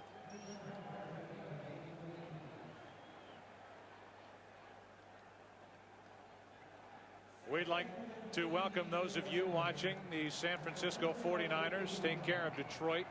Steve Mariucci's return to the city by the bay, a 7-point victory. Here is our game summary. McNabb, Ramsey, the sort of day he's had. N.D. Kalu with a huge interception return for a touchdown. Down by 11. Number 11 scrambles and hits Betts, who is hit immediately by Sheldon Brown. That'll bring up third down. And really the 2 best moments this offense has had for the Washington Redskins has been when they've been in this 2-minute offense. Unfortunately, because of the 2-minute warning and all that, they had to sort of stop and go, and that's when the momentum was broken. Third down and 9. Ramsey over the middle. It's knocked down by Hollis Thomas. I think you have to kick a field goal right here. That would get the game to within 8, as opposed to going for it all here on 4th down and long. Eagles come with a zone dog. That's why Hollis Thomas is dropping off into coverage, able to get a hand on the ball. Well, now, Chris, what you brought up, it's like the Redskins weren't ready for it. They have to burn a timeout with the clock stopped and bring on the field goal unit because they weren't ready for that situation. And that's a big mistake with the timeouts being limited, and you've got to anticipate an incomplete pass, and where you are on the field, it's a 2-possession game. You can try the onside kick, and I always thought it was a lot easier to try the Hail Marys at the end of the game. You know, why not just take it and throw it down the field? and you've got some sort of a shot. But you're right, Joe. It costs them a big timeout there. Well, at least if only one. Yeah, and if you kick the field goal here and you make it, you at least keep the pressure on the Eagles. But then it begs to ask the question, with what just happened, when your head coach is also the offensive coordinator calling the plays, and we've seen it with some other teams, is there anybody over there on the sidelines making Steve Spurrier aware of the situations that he's in, and in the event you don't get the first down on third down, then kick the field goal? I'm not so sure anybody even reminded him, and that's why they had to burn the timeout. You know, we've talked about this before, but I always thought, especially in this situation, when you've got a head coach calling the plays, you almost need a bench coach. A guy that just is studying situations and keeping them fresh in the head coach's mind. 53-yard try. The career long for Hall is 55 yards.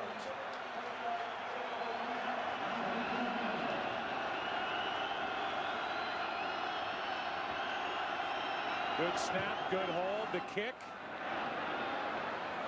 is good, and the game is still alive.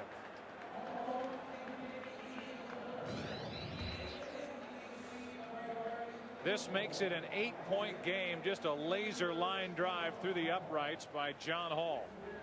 And from that distance, you can understand it, but he's been kicking lasers even when they've been short distances. Tell you what, they didn't do too bad a job rating the Jets this year, did they? They got some players out of those guys. Lavernius Coles and Chad Morton and John Hall, Randy Thomas. How about the difference it's made on the other side with the Jets? They're off this week, 0-4 to start the season, and now with one timeout left, it is onside kick time for the Washington Redskins. Well, whatever happens in this game, and if the Redskins go on to lose this game, obviously Steve Spurrier and this staff and these group of players are going to be disappointed. But in talking with Steve Spurrier last night, he said that when we played Philadelphia last year, they just blew us out in both games, and we've got to do a better job moving the football, something that they had not been able to do. He's got to at least feel better that they played them a lot closer this year, because they're still the big kids on the block, and they're the defending divisional champs, and they've got to go through Philadelphia if they're going to ultimately get where they want to go, and understand that Philadelphia did it with a lot of guys hurt. A lot of guys hadn't played today, but still. These two teams will go at each other again the final weekend of the season in Washington. What the heck? I've never seen this one.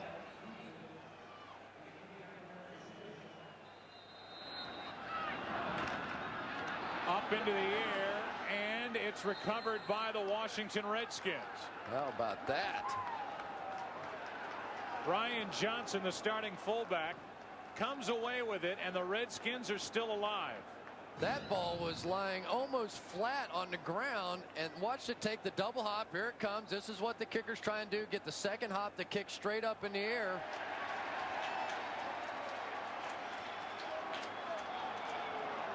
There was some discussion. The kicking team recovered the ball. Washington's ball, first down. The officials got together, I think, to figure out if it went 10 yards. It definitely went 10 yards. And the Redskins take the football with a chance to go down the field down by 8. Well, there was nobody from the Eagles that really made an attempt to go after the ball.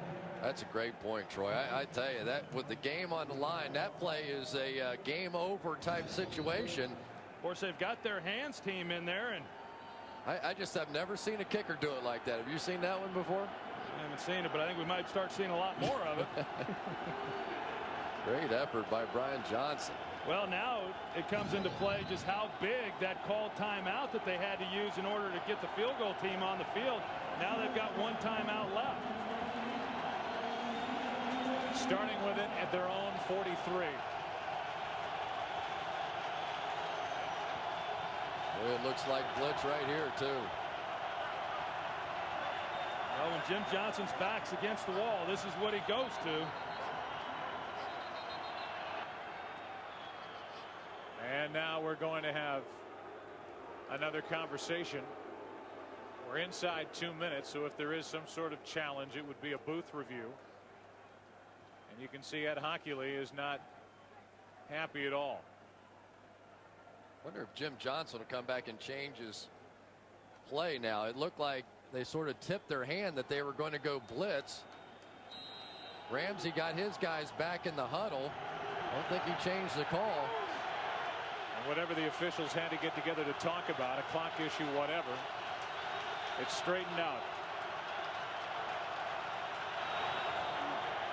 Ramsey fires wide open on the near sideline as Patrick Johnson. He makes a move and hops out of bounds just inside Philadelphia territory with 1:08 remaining. And Patrick Johnson almost made a mistake there. He caught the ball and then turned into the field of play. Didn't get a whole lot more yards out of it. Had he have been tackled in bounds, that would have been a crucial mistake. The shotgun is helping Ramsey, though, with the blitz. I think it's given him a little bit more of a chance to read it. He saw that one coming and went to the right side. When you blitz to the right, you throw to the right.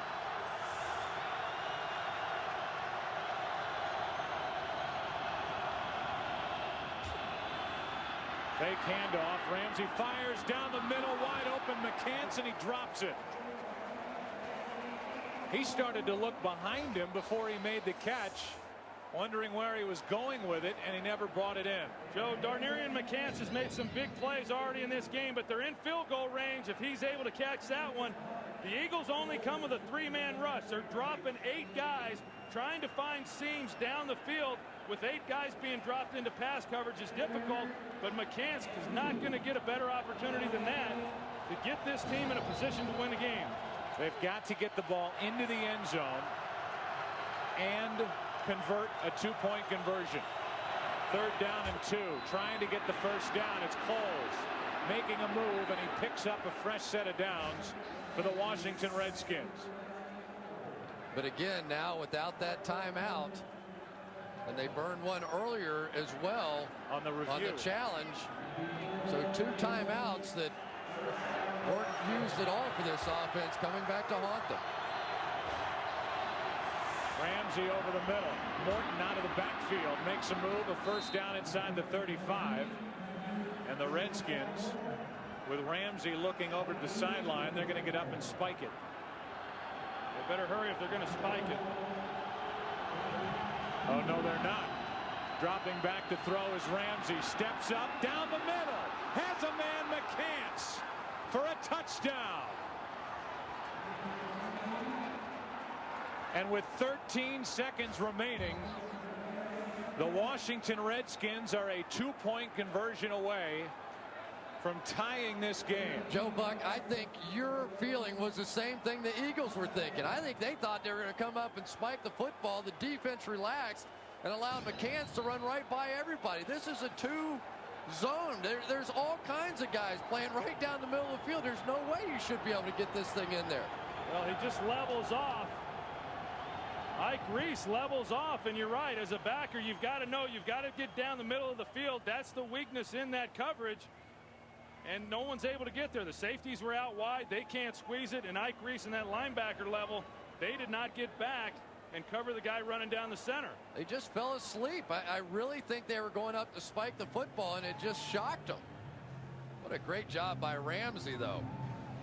You talked about it, Troy. This young kid has a lot of poise, and they've been in a lot of these close games, and they know how to handle it. Hard to believe, guys, that they did all that without having to use a timeout. So now they get a chance to call a timeout, talk about what they want to do. They spend their final timeout, and they will try to get it in from the 2-yard line to tie this game. That's a great point, Joe. Being able to do that without burning the timeout. And then also, how about Patrick Ramsey? I mean, this guy had been struggling throughout the entire game, had not thrown the ball well, had some critical interceptions, and yet when the game's on the line, like he has shown, he's got tremendous poise for a second-year player to put this team in a position to tie this ball game. But he needs one more. 1 for 1 on 2-point conversions of the Redskins this year. Comes the blitz. Got him. Wide open, but overthrown is Coles.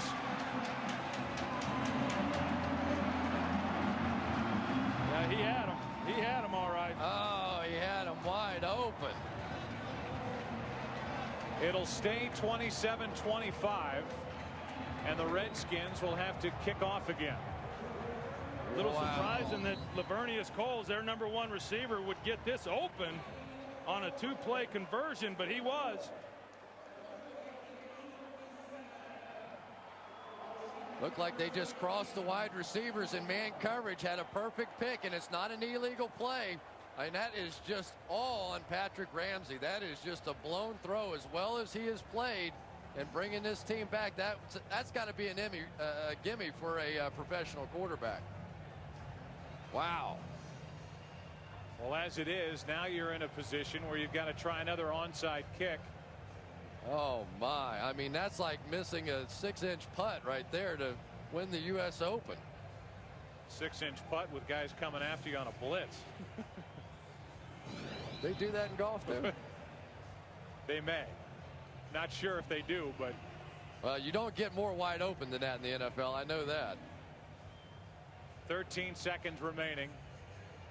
No timeouts left for the Washington Redskins. And that same look at the football as Hall will try to get it again. And then they could have one play to get into field goal range.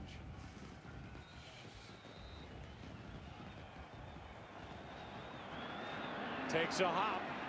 And this time it's Mitchell who comes down with it for Philadelphia. For some reason, he gets up and tries to advance the ball. But the Eagles will take over, and with 11 seconds left, one snap away from their first victory at their new home stadium. Well, there's one good story that comes out of all this. On the week of Rush Limbaugh, Donovan McNabb gets a win. And, you know, if anybody ever deserved a win, it would be this guy this week. And I've got to say, for James Brown in our studio, I thought he said it about as well as it could be said today during the course of the pregame show, that, you know, he felt like that we were all moving forward, and why in the world would anybody want to take us back? The Eagles will snap the ball and walk off the field with a victory.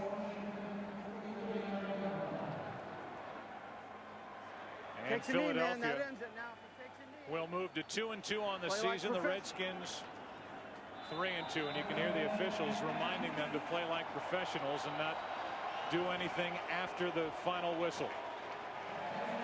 Andy Reid and the Philadelphia Eagles get their first victory here in their new home. A 2-point win over the Washington Redskins.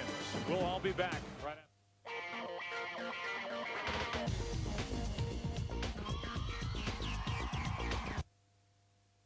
Still off that Monday night disaster, trailing 18-3, and Cordell Stewart hit as he's thrown. Charles Woodson picks it off. It looks like another Bears disaster at the new look Soldier Field. Now they call Lincoln Financial the stink. What are they going to call this, Tom? I mean, Soldier Field. I mean, you can't rename it. But Cordell Stewart says no need to rename. Marty Booker, book him, Dano, for 28-yard pickup. Now fourth quarter, same drive though, 37 Bears. Stewart, ooh, a pump fake. Oh, yeah, to Booker, 14 yards. And Booker gives the ball to a young fan. It's now an 18-13 game. Raiders driving. Gannon. Ball tipped and into the hands of R.W. McQuarters, who nickels and dimes his way down the yes, field. he returns it 43 yards. Actually, this might be a silver dollar, Tom. Yeah, because the Bears were in the game. But give the credit to Brian Urlacher at the line of scrimmage. Got his hands up so that the ball was a little bit too high for Jolly. Deflected to R.W. McQuarters. So the Bears on the attack. Just in Oakland territory. Cordell. Well, now he can do this now. 16 yards for Stewart. He had 52 yards rushing on the day. The A train has been dusted off the last couple of games. Anthony Thomas, 22 carries, $123 inside the 10. Crowd going nuts. And then they don't wait till later on in the game. They're going to wait to the midnight hour. Stanley Wilson Pritchett. He's going to run to the end zone now. 8 yards. Touchdown. They get it. 2-point conversion, 21-18. Sebastian Janikowski. No, he clinched one in. His fifth field goal of the day. That was a 49-yarder. And now we're tied. The Bears, 4th and inches. Cordell dives, keeps the drive going. Pump fake. 15 seconds to go. There's White. How do you leave him open like that, Tom? Nice pump fake by Cordell. Pull the safety. And one of the underrated clutch kickers is Paul Edinger. He corkscrews his way toward the ball, and it's good. It's good. The Raiders start, the Bears fired up. Dick Geron and the Bears off the schneid. Chicago stuns the Raiders 24-21. As we told you, the A train with a 100-yard day. But what is going on with the Oakland Raiders? I mean, before our very eyes, Tom. The Raiders actually just look too slow to play with other teams, and then give the Bears credit.